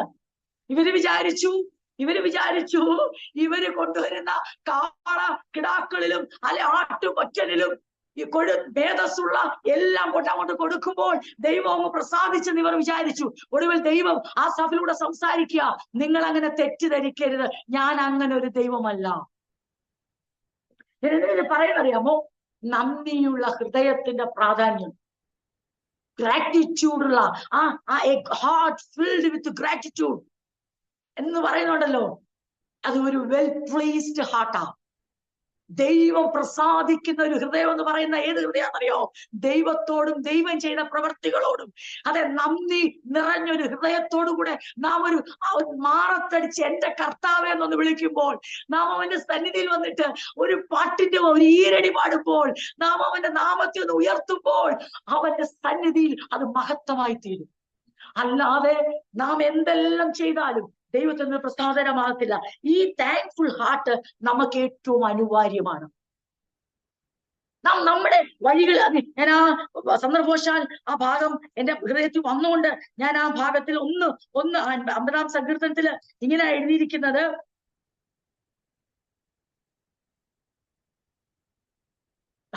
അസാഫിന്റെ ഒരു സങ്കീർത്തനമാണ്. അതിലിങ്ങനെ എഴുതിയിരിക്കുന്നത്, 7-ാം വാക്യം, എന്റെ ജനമേ കേൾക്കാൻ, ഞാൻ സംസാരിക്കും. ഇസ്രായേലെ, ഞാൻ നിന്നോട് സാക്ഷീകരിക്കും. ദൈവമായ ഞാൻ നിന്റെ ദൈവമാകുന്നു. നിന്റെ ഹനനയാഗങ്ങളെ കുറിച്ച് ഞാൻ നിന്നെ ശാസിക്കുന്നില്ല. നിന്റെ ഹോമയാഗങ്ങൾ എപ്പോഴും എന്റെ മുമ്പാകെ ഇരിക്കുന്നു. നിന്റെ വീട്ടിൽ നിന്ന് കാളയോ നിന്റെ തൊഴുത്തുകളിൽ നിന്ന് കോലാട്ടുകൊറ്റന്മാരെയോ ഞാൻ എടുക്കയില്ല. കാട്ടിലെ സകല മൃഗവും പർവ്വതങ്ങളിലെ 1000 ജന്തുക്കളും എനിക്കുള്ളവയാകുന്നു. മലകളിലെ പക്ഷികളൊക്കെ ഞാൻ അറിയുന്നു. പക്ഷികളെയൊക്കെ, വയലിലെ ജന്തുക്കളും എനിക്കുള്ള. എനിക്ക് വിശന്നാൽ ഞാൻ നിന്നോട് പറയുകയില്ല. ഭൂലോകവും അതിന്റെ നിറവും എന്റേതത്രേ. 13-ാം വാക്യം, ഞാൻ കാളകളുടെ മാംസം തിന്നുമോ? ഞാൻ കോലാട്ടുകൊറ്റന്മാരുടെ രക്തം കുടിക്കുമോ? നിങ്ങൾ ഇത് കൊണ്ട് അർപ്പിക്കുമ്പോ നിങ്ങൾ എന്താ വിചാരിച്ചു വെച്ചേക്കുന്നേ? ദൈവം കാളകളുടെ മാംസം തിന്നുമോ? കോലാട്ടുകൊറ്റന്മാരുടെ രക്തം കുടിക്കുമോ? ദൈവത്തിന് സ്തോത്രയാഗം അർപ്പിക്കാം. അത്യുന്നതന്റെ, അപ്പം ദൈവത്തോടുള്ള നന്ദിയിൽ നിങ്ങൾ എവിടെ പോകുന്നു? നിങ്ങളുടെ ആട്ടുകൊറ്റന്മാരും നിങ്ങളുടെ കാളക്കിടാക്കളും എന്റെ അടുക്കൽ എത്തുന്നുണ്ട്. പക്ഷെ നിങ്ങൾ എവിടെയാ? നിങ്ങളുടെ ജീവിതം എവിടെയാ? എന്നിട്ട് അവിടെ പറയുന്നത്, എന്നാൽ ദുഷ്ടനോട് ദൈവം അരുളിച്ചെന്ന് പറയുമ്പോൾ നമ്മൾ വിചാരിക്കും ഇത് പുറത്തുള്ളവരാണ്. ഈ യാഗം അർപ്പിക്കാൻ വരുന്നവരോട് തന്നെ ഇത് പറയുന്നേ. നിന്റെ ജീവിതം നീ ഒന്ന് വിലയിരുത്തിക്കേ. 16-ാം വാക്യത്തിൽ പറയുന്നു, എന്നാൽ ദുഷ്ടനോട് ദൈവം അരുളിച്ചെയ്യുന്നു, നീ എന്റെ ചട്ടങ്ങളെ അറിയിപ്പാനും എന്റെ നിയമത്തെ നിന്റെ വായിലെടുപ്പാനും നിനക്ക് എന്ത് കാര്യം? അപ്പൊ അവരോട് തന്നെ ചോദിക്കുന്നേ. അവരോട് തന്നെ ചോദിക്കുകയാണ്, നീ വിചാരിക്കുന്നത് നീ കാളക്കിടാവിനെയും ആട്ടുകൊച്ചിനെയും കൊണ്ട് വരുമ്പോ നിന്റെ ദുഷ്ടത ഞാൻ കാണുന്നില്ലെന്നാണോ? നീ എന്താ കാര്യം എന്നറിയാവോ? നീ ശാസനയെ വെറുത്ത് എന്റെ വചനങ്ങളെ നിന്റെ പുറകിൽ എറിഞ്ഞു കളയുന്നുവല്ലോ. എന്റെ പ്രിയരെ, ദൈവം നമുക്കിവിടെ കൊലോസ്യ ലേഖനത്തിലും എഫേസ്യ ലേഖനത്തിലും പറയുന്നത്, സങ്കീർത്തനങ്ങളാലും സ്തുതികളാലും ആത്മീയ ഗീതങ്ങളാലും ഒക്കെ നിങ്ങൾ അവനെ മഹത്വം കരയറ്റണം. നമുക്ക് ആ വർഷിപ്പ് ഓഫ് താങ്ക്ഫുൾനെസ് ഉണ്ടായിരിക്കണം. നമുക്കൊരു താങ്ക്ഫുൾ ഹാർട്ട് ഉണ്ടായിരിക്കണം. നമുക്കൊരു താങ്ക്ഫുൾ, എന്താണ്, ഗ്രാറ്റിറ്റ്യൂഡിനാൽ മോട്ടിവേറ്റഡ് ആയ ഒരു ജീവിതം ഉണ്ടായിരിക്കണം. അവരോടാണ് പറയുന്നത്, നിങ്ങൾ എന്ത് പാട്? ആത്മീയ ഗീതങ്ങൾ പാട്, നിങ്ങൾ കീർത്തനങ്ങൾ പാട്, ദൈവത്തെ സ്തുതിക്ക്, ദൈവത്തെ മഹത്വമാകും. കാരണം നിങ്ങളുടെ ഹൃദയം മൊത്തവും ദൈവത്തോടുള്ള നന്ദിയാ. പിന്നെ നിങ്ങൾ മിണ്ടായിരിക്കണ്ട, നിങ്ങൾ പാടിക്കൂ. കാരണം ദൈവത്തോടുള്ള നന്ദിയാൽ ഹൃദയം നിറഞ്ഞിരിക്കുവാൻ അവന് കൊടുക്കുന്ന റൈറ്റ് ആണ്. ദൈവത്തിന് കീർത്തനം പാട്, അവന് മഹത്വം കരയറ്റ്, നിങ്ങൾ സ്തുതിഗീതങ്ങൾ പാട്. അല്ലാതെ ദൈവത്തോട് 24 മണിക്കൂറും പെറുവിറുക്കുന്നതിന് വേണ്ടിയല്ല. ഇവര് വിചാരിച്ചു ദൈവത്തിന്റെ ശാസനയെ വെറുത്തുകൊണ്ട് ഞങ്ങൾക്ക് എന്ത് ചെയ്യാൻ പറ്റും? ഞങ്ങളുടെ ജീവിതത്തിന്റെ വഴികളെ, ഞങ്ങളുടെ ലൈഫിനെ ക്രമീകരിക്കാതെ തന്നെ ഞങ്ങൾക്ക് എന്ത് ചെയ്യാൻ പറ്റും? കാശ് കൊടുത്ത് മൃഗയാഗം അർപ്പിച്ച് ദൈവത്തിന്റെ കോപത്തിന് രക്ഷപ്പെടാൻ. നീ ശാസനയെ വെറുത്ത് എന്റെ വചനങ്ങളെ നിന്റെ പുറകിൽ എറിഞ്ഞു കളയുന്നുവല്ലോ. അപ്പൊ നിന്റെ മുൻപിൽ എന്തുണ്ട്? നീ യാഗമൃഗമായിട്ട് വന്നു, പക്ഷെ നീ ഇപ്പൊ വചനത്തെ എവിടാ വെച്ചേക്കുന്നേ? നിന്റെ പുറകിലാ. നീ ശാസനയോ വെറുക്കുന്നു, യാഗത്തെ ഇഷ്ടപ്പെടുന്നു. ദൈവത്തിന് കൊടുക്കാൻ യാഗത്തിൽ നീ മുൻപന്തിയിൽ നിൽക്കുന്നു. എന്നിട്ട് ദൈവത്തിന്റെ ശാസന നിനക്ക് ഇഷ്ടമല്ല. ഇനി ദൈവത്തിന്റെ വചനത്തിന് നിന്റെ ജീവിതത്തിൽ എന്താ സ്ഥാനം? അത് പുറകിൽ എറിഞ്ഞു കളയുന്നുവല്ലോ. അതായത് കയ്യിൽ കാളക്കിടാവിനെയും ആട്ടുകൊറ്റനെയും പിടിച്ചോണ്ട് വരുന്ന ആൾ അറിയുന്നില്ല ദൈവം എന്ത് കാണുന്നു. ദൈവം എന്റെ കയ്യിലിരിക്കുന്ന മൃഗത്തെ കാണുന്നു. പുരോഹിതൻ എന്ത് കാണുന്നു? അതിന് ഊനമുണ്ടോ ഇല്ലയോ എന്ന് നോക്കുന്നു. യാഗം കേമമായി നടക്കുന്നു, പക്ഷെ ജീവിതം അധമമായി നടക്കുന്നു. ദൈവം വിടുവോ? യാഗം കേമമായി ഉത്തമമായി നടക്കുന്നു, പക്ഷെ യാഗം അർപ്പിക്കുന്നതിന്റെ ജീവിതം അധമമായി നടക്കുന്നു. ദൈവം സംസാരിക്കുക. എങ്ങനെയാ നമ്മൾ ഇതിനെ കണക്ട് ചെയ്യുന്നേ? അപ്പൊ ശാസനയെ വെറുത്തു വചനങ്ങൾ. കള്ളനെ കണ്ടാൽ നീ അവൻ അനുകൂലപ്പെടുന്നു, വ്യഭിചാരികളോട് നീ പങ്കുകൂടുന്നു, നിന്റെ വായ നീ ദോഷത്തിന് വിട്ടുകൊടുക്കുന്നു, നിന്റെ നാവ് വഞ്ചന പിണയ്ക്കുന്നു. ഇത് ആരോട് പറയുക? യാഗം അർപ്പിക്കുന്നവരോട്. നീ ഇരുന്ന് നിന്റെ സഹോദരന് വിരോധമായി സംസാരിക്കുന്നു. നീ കേട്ടോണേ, കർത്താവ് പറഞ്ഞു പറഞ്ഞു വരുമ്പോ നിന്റെ അമ്മയുടെ മകനെ കുറിച്ച് അപവാദം പറയുന്നു. ഓ, ഇതൊക്കെ എല്ലാം ദൈവം നോക്കുവോ? ദൈവം നോക്കുന്നത് എത്ര ഉച്ചത്തിൽ പാടും, എത്ര ആഞ്ഞ് കൈയടിക്കും, ദൈവം ഇതൊക്കെ നോക്കുവോ? അറ്റൻഡൻസ് മാത്രം നോക്കത്തല്ല ഉള്ളൂ. എത്ര യാഗം അർപ്പിച്ചെന്നുള്ള കണക്കെടുക്കും. കാരണം കർത്താവ് ഈ മാംസം എല്ലാം അങ്ങ് തിന്നുവല്ലേ, കർത്താവ് ഈ രക്തം എല്ലാം കുടിക്കുവല്ലേ, എന്നിട്ട് പ്രസാദിക്കുവാന്നാ ഇവരുടെ വിചാരം. അപ്പൊ കർത്താവ് പറഞ്ഞൊരു വാക്ക് ശ്രദ്ധിച്ചോണെ, എവിടെ 21-ാം വാക്യം, 50-21. ഇവർ നീ ചെയ്ത് ഞാൻ മിണ്ടാതിരിക്കാൻ ഞാൻ നിന്നെ പോലെയുള്ളവനെന്ന് നീ നിരൂപിച്ചു. എന്നാൽ ഞാൻ നിന്നെ ശാസിച്ച് നിന്റെ കണ്ണിൻ മുൻപിൽ അവയെ നിരത്തി വെക്കും. ദൈവത്തെ മറക്കുന്നവരെ ഇത് ഓർത്തുകൊള്ളുവീൻ. ദൈവം തന്നെ ആസാഫിനോട് സംസാരിക്കുക. ദൈവം മിണ്ടാതിരിക്കുന്ന എന്തിനാണെന്നറിയാവോ? നമുക്ക് മനം തിരിയാനുള്ള സമയം തരുക. അല്ലെങ്കിൽ ഞാൻ നിങ്ങളെ നോക്കിയതൊരു ഇടയൻ അല്ലെങ്കിൽ ഒരു ശുശ്രൂഷൻ പേടിപ്പിക്കുന്നതല്ല. ദൈവാസ അല്ലെങ്കിൽ ഞാൻ നിങ്ങളെ കീറിക്കളയും. എന്നിട്ട് അടുത്ത വാക്ക് കേട്ടോണേ, സ്തോത്രമെന്ന യാഗം അർപ്പിക്കുന്നവൻ എന്നെ മഹത്വപ്പെടുത്തുന്നു. അടുത്തത്, തന്റെ നടപ്പിനെ ക്രമപ്പെടുത്തുന്നവന് ഞാൻ ദൈവത്തിന്റെ രക്ഷയെ കാണിക്കും. ഇത് ശരിക്കും സാധ്യമാകുന്ന എവിടെയാ? പുതിയ നിയമത്തിലാണ് സാധ്യമാകുന്നത്. സ്തോത്രമെന്ന യാഗം. അന്നത് ഹോമയാഗം, ഹനനയാഗം, ഭോജനയാഗം, ആ യാഗത്തെ കുറിച്ച് അവർക്ക് പരിചയം ഉള്ളൂ. പക്ഷെ ദൈവം അപ്പോഴും ആഗ്രഹിക്കുന്ന എന്തുവാ? സ്തോത്രമെന്ന യാഗം. എന്താ നമുക്കറിയാലോ, giving thanks, praise of thanks giving. ആ സാക്രിഫൈസ് എന്ന് പറയുമ്പോൾ അതൊരു താങ്ക്സ് ഗിവിംഗ് സാക്രിഫൈസ്. അത് ദൈവം ആഗ്രഹിച്ചിരുന്നു അന്ന്. പക്ഷെ അത് നിറവേറാൻ ഇന്ന് അസാധ്യമായത്. സ്തോത്രമെന്ന് എന്ത് പറയാ? എന്നിട്ട് ദൈവത്തിന്റെ ആ പ്രസാദം എവിടെയാ വരുന്നേ? തന്റെ നടപ്പിനെ ക്രമപ്പെടുത്തുന്നവന് ഞാൻ ദൈവത്തിന്റെ രക്ഷയെ കാണിക്കും.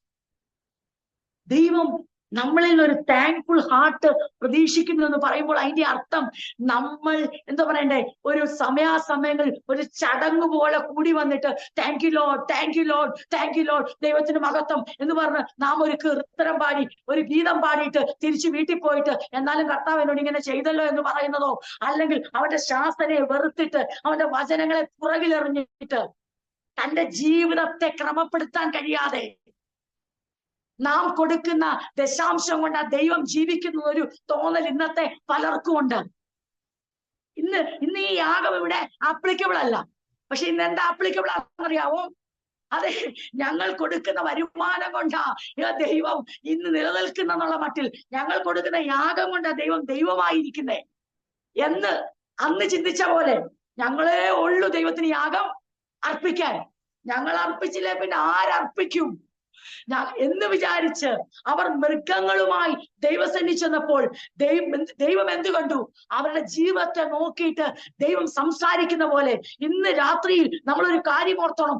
നന്ദിയുള്ള ഒരു ഹൃദയം എന്തിനു വേണ്ടിയാന്ന് ചോദിച്ചാൽ, ദൈവത്തിന് പ്രസാദമുള്ള ജീവിതം നയിക്കുന്ന നമ്മുടെ നന്ദിയുള്ള ഹൃദയം എന്തിനു വേണ്ടിയാ? സ്തോത്രമെന്ന യാഗം നമ്മൾ അർപ്പിച്ചുകൊണ്ട് ദൈവത്തിന് മഹത്വം കൊടുക്കുമ്പോൾ അത് ദൈവത്തിന് ഏറെ പ്രസാദകരമാണ്. ദൈവത്തോടുള്ള ബന്ധത്തിൽ നാം പുലർത്തേണ്ട ദൈവത്തോടുള്ള വിശ്വസ്തതയാണ്. അപ്പം ഞങ്ങളിങ്ങനെ സംസാരിച്ചു വന്നപ്പം ഞങ്ങളിങ്ങനെ ചിന്തിച്ച പറയായിരുന്നു, രണ്ട് രീതിയിൽ നമുക്ക് ദൈവത്തിന് മഹത്വം കൊടുക്കാം. ഒന്ന്, ഇക്കരെ നിന്നും അക്കരെ നിന്നും കൊടുക്കാം. അതെങ്ങനെയാ? അതായത് ചെങ്കടലിന്റെ ഇക്കരെ നിന്ന് മഹത്വം കൊടുക്കാൻ വേണ്ടി ആയിരുന്നു ദൈവം എന്ത് ചെയ്തത്? അങ്ങനെ ഒരു വലിയ പ്രതിസന്ധി അവിടെ അനുവദിച്ചത്. പക്ഷേ അവിടെ ജനത്തിന് അത് കഴിഞ്ഞില്ല. പക്ഷെ അവർ ഇക്കരെ കൊടുത്തില്ലല്ലോ, അക്കരെ കൊടുത്തു. അപ്പൊ നമ്മുടെ ജീവിതത്തിൽ നമ്മൾ തീരുമാനിച്ചോണം, നമ്മൾ ഇക്കരെ മഹത്വം കൊടുക്കാതെ അക്കരെ മാത്രം കൊടുക്കുന്നവരാണോ, അതോ ഇക്കരെയും അക്കരെയും കൊടുക്കാൻ പറ്റുമോ?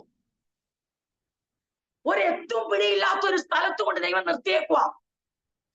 അറിയില്ല അടുത്ത സ്റ്റെപ്പ് എന്ത് ചെയ്യണമെന്ന്. ദൈവത്തിന് തെറ്റു പറ്റിപ്പോയോ എന്ന് പോലും തോന്നുന്ന ഒരു സാഹചര്യം. അതോ ദൈവം പറഞ്ഞത് കേട്ട മോശയ്ക്ക് തെറ്റുപറ്റിപ്പോയോ? അല്ലെങ്കിൽ പിന്നെ എന്തിന് ഞങ്ങളെ ഒരു ശത്രുവിന്റെ എതിരാളികളുടെ കയ്യിൽ ഏൽപ്പിക്കത്തക്ക രീതിയിൽ ഒരിടത്ത് പാളയം ഇറങ്ങാൻ ദൈവം പറഞ്ഞു. അങ്ങനെയാണെങ്കിൽ എന്തൊക്കെയോ പ്രശ്നങ്ങൾ, എന്തൊക്കെയോ സ്വാഭാവികതകൾ, എന്തൊക്കെയോ പോരായ്മകൾ സംഭവിച്ചിട്ടുണ്ട്. അപ്പോൾ ആ സമയത്ത് അതുവരെ ദൈവം ചെയ്ത എല്ലാ പ്രവർത്തികളെയും മറക്കത്തക്ക രീതിയിലുള്ള ഒരു സമ്മർദ്ദത്തിന്റെ, സംഘർഷത്തിന്റെ നാൾ നമ്മുടെ ജീവിതത്തിൽ വരുമ്പോൾ തീർന്നു പോന്നതാണോ ദൈവത്തിനുള്ള മഹത്വം? അവിടെ നമുക്ക് നന്ദിയുള്ള ഒരു ഹൃദയമില്ലേ?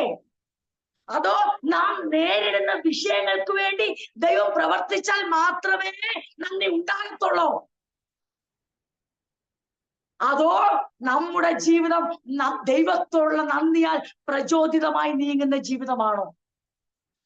മോശയ്ക്കും കാലേബിനും യോശുവയ്ക്കും അത് കഴിയുന്നുണ്ട്. കാരണം അവർ എന്താണെന്നറിയോ, അവർ താങ്ക്ഫുൾ ഹാർട്ടിനുടമകളാ. അവർക്കറിയാം ഒരു സാധ്യതയും ഇല്ലാത്തത് ദൈവം ഞങ്ങളെ വിളിച്ചു പുറത്തു കൊണ്ടുവന്നെങ്കിൽ ഇനിയും സാധ്യതമില്ലാത്ത ഇടത്തു കൊണ്ട് നിർത്തിയാൽ അവിടെ ഈ ദൈവത്തിന്റെ കരങ്ങൾ പ്രവർത്തിപ്പാൻ ശക്തമാണ്. ഈ ബോധ്യമായിരുന്നു അവരെ നന്ദിയുള്ള ഹൃദയത്തിന്റെ ഉടമകളാക്കി തീർത്തത്. ഇന്ന് രാത്രി ദൈവത്തിനെ ഞാൻ ചിന്തിക്കുമ്പോൾ ദൈവമക്കളോട് ഒരു കാര്യം പറയട്ടെ, നാം അക്കരെ മഹത്വം കൊടുക്കുന്നവരായി മാത്രം തീരല്ലേ. ഇക്കരയിൽ നിന്ന്, അതായത് ജീവിതത്തിന്റെ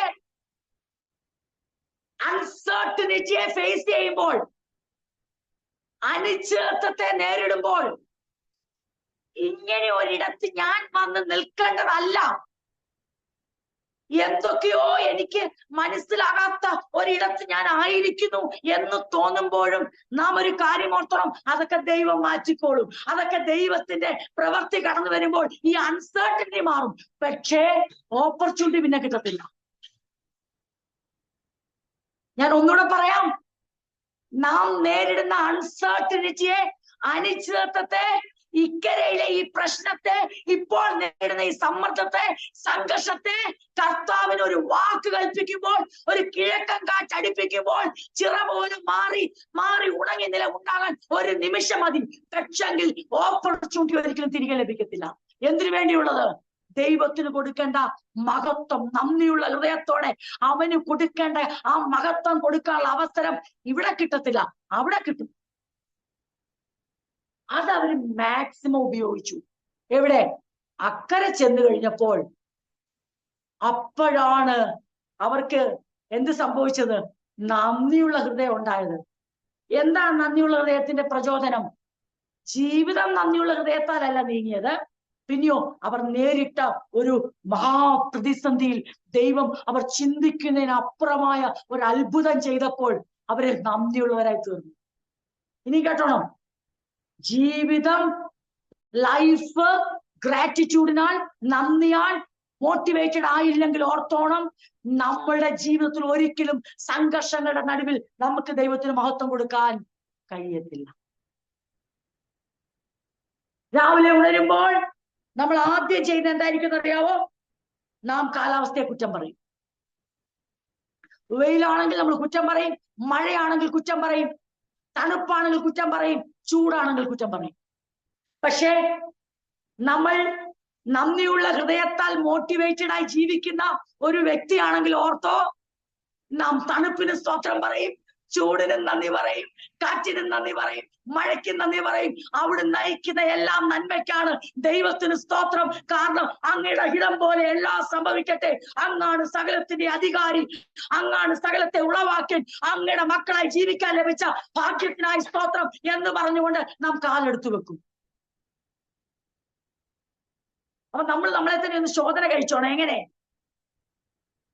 Are we motivated by a specific incident, or are we motivated by our daily life? By the greatness of the God in our daily life. ദിനം തോറുമുള്ള ജീവിതത്തിൽ ദൈവത്തിന്റെ വൻ പ്രവർത്തിയാൽ പ്രചോദിതരായി നാം ജീവിക്കുകയാണോ, അതോ ചില പ്രത്യേക സംഭവങ്ങളാൽ ഉണ്ടാകുന്ന മോട്ടിവേഷനെ നമുക്ക്? അപ്പം നമ്മുടെ ഈ താങ്ക്സ് ഗിവിങ് പഠിക്കുമ്പോൾ ഓർത്തോണം, ഈ ഇക്കരെ നിന്നുള്ള താങ്ക്സ് ഗിവിങ്ങേ ഉള്ളോ, അതോ അക്കരെ ചെന്നിട്ടുള്ള താങ്ക്സ് ഗിവിങ്ങേ ഉള്ളോ, ഡാൻസേ ഉള്ളോ? ഇക്കരെയും അതിന് നാം തയ്യാറാണോ? എന്താണ് ഇക്കരയുടെ പ്രത്യേകത? ഒരെത്തും പിടിയില്ല. മരിക്കുമെന്നുള്ളിൽ നിർണയിക്കേണ്ടി വന്നു. യാതൊരു ഐഡിയയുമില്ല. എല്ലാ ഡോറും അടഞ്ഞു. പിറകോട്ട് ഓടാൻ വയ്യ, മുൻപോട്ട് പോകാൻ വയ്യ, ഒരു വഴിയുമില്ല. അങ്ങനെ ഒരു സ്ഥാനത്ത് വന്ന് നിൽക്കുമ്പോൾ എന്തായിരിക്കും നമ്മുടെ ജീവിതത്തിന്റെ അവസ്ഥയെന്ന് ദൈവം നമ്മളെ നോക്കുമ്പോൾ, നമ്മൾ അല്ലാതെ ഇത് വായിക്കുമ്പോൾ നല്ല എളുപ്പം താങ്ക്ഫുൾ ആട്ടോ, അതൊക്കെ പറയേണ്ട ആവശ്യമുണ്ടോ? ഞങ്ങളെ പോലെ താങ്ക്ഫുൾ ആയിട്ടുള്ള ആരുണ്ടെന്ന് നമ്മൾ വളരെ ഈസിയായി ചിന്തിക്കും. പക്ഷെ അതൊക്കെ പലപ്പോഴും എങ്ങനെയാണെന്നറിയാവോ? ഓരോ ഇൻസിഡന്റിനാൽ പ്രചോദിതമാണ് നമ്മുടെ ജീവിതം. ആ ഇൻസിഡന്റ് പെയ്യെ മാറി അടുത്ത സ്ട്രഗിളിനെ ഫേസ് ചെയ്യാൻ തുടങ്ങുമ്പോൾ നന്ദിയുള്ള ഹൃദയം അവിടെ തീർന്നു. പിന്നെ നന്ദിയുള്ള ഹൃദയം ഉണ്ടാകും, അടുത്ത മിറക്കിൾ ചെയ്യണം.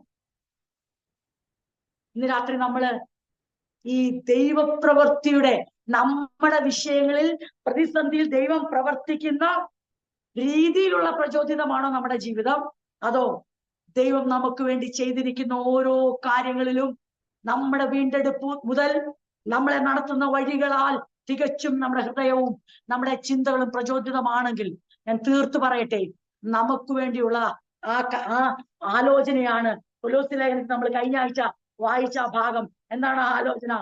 അങ്ങനെയുള്ളവരോടാണ് പറയുന്നത്, നിങ്ങൾ ഏക ശരീരമായി വിളിക്കപ്പെട്ടിരിക്കുന്നു, നന്ദിയുള്ളവരായിരിക്കും. സങ്കീർത്തനങ്ങളാലും സ്തുതികളാലും ആത്മീയ ഗീതങ്ങളാലും തമ്മിൽ പഠിപ്പിച്ചും ബുദ്ധി ഉപദേശിച്ചും നന്ദിയോടെ നിങ്ങളുടെ ഹൃദയങ്ങളിൽ ദൈവത്തിന് പാടിയും ഇങ്ങനെ ക്രിസ്തുവിന്റെ വചനം ഐശ്വര്യമായി സകല ജ്ഞാനത്തോടും കൂടെ നിങ്ങളിൽ വസിക്കട്ടെ.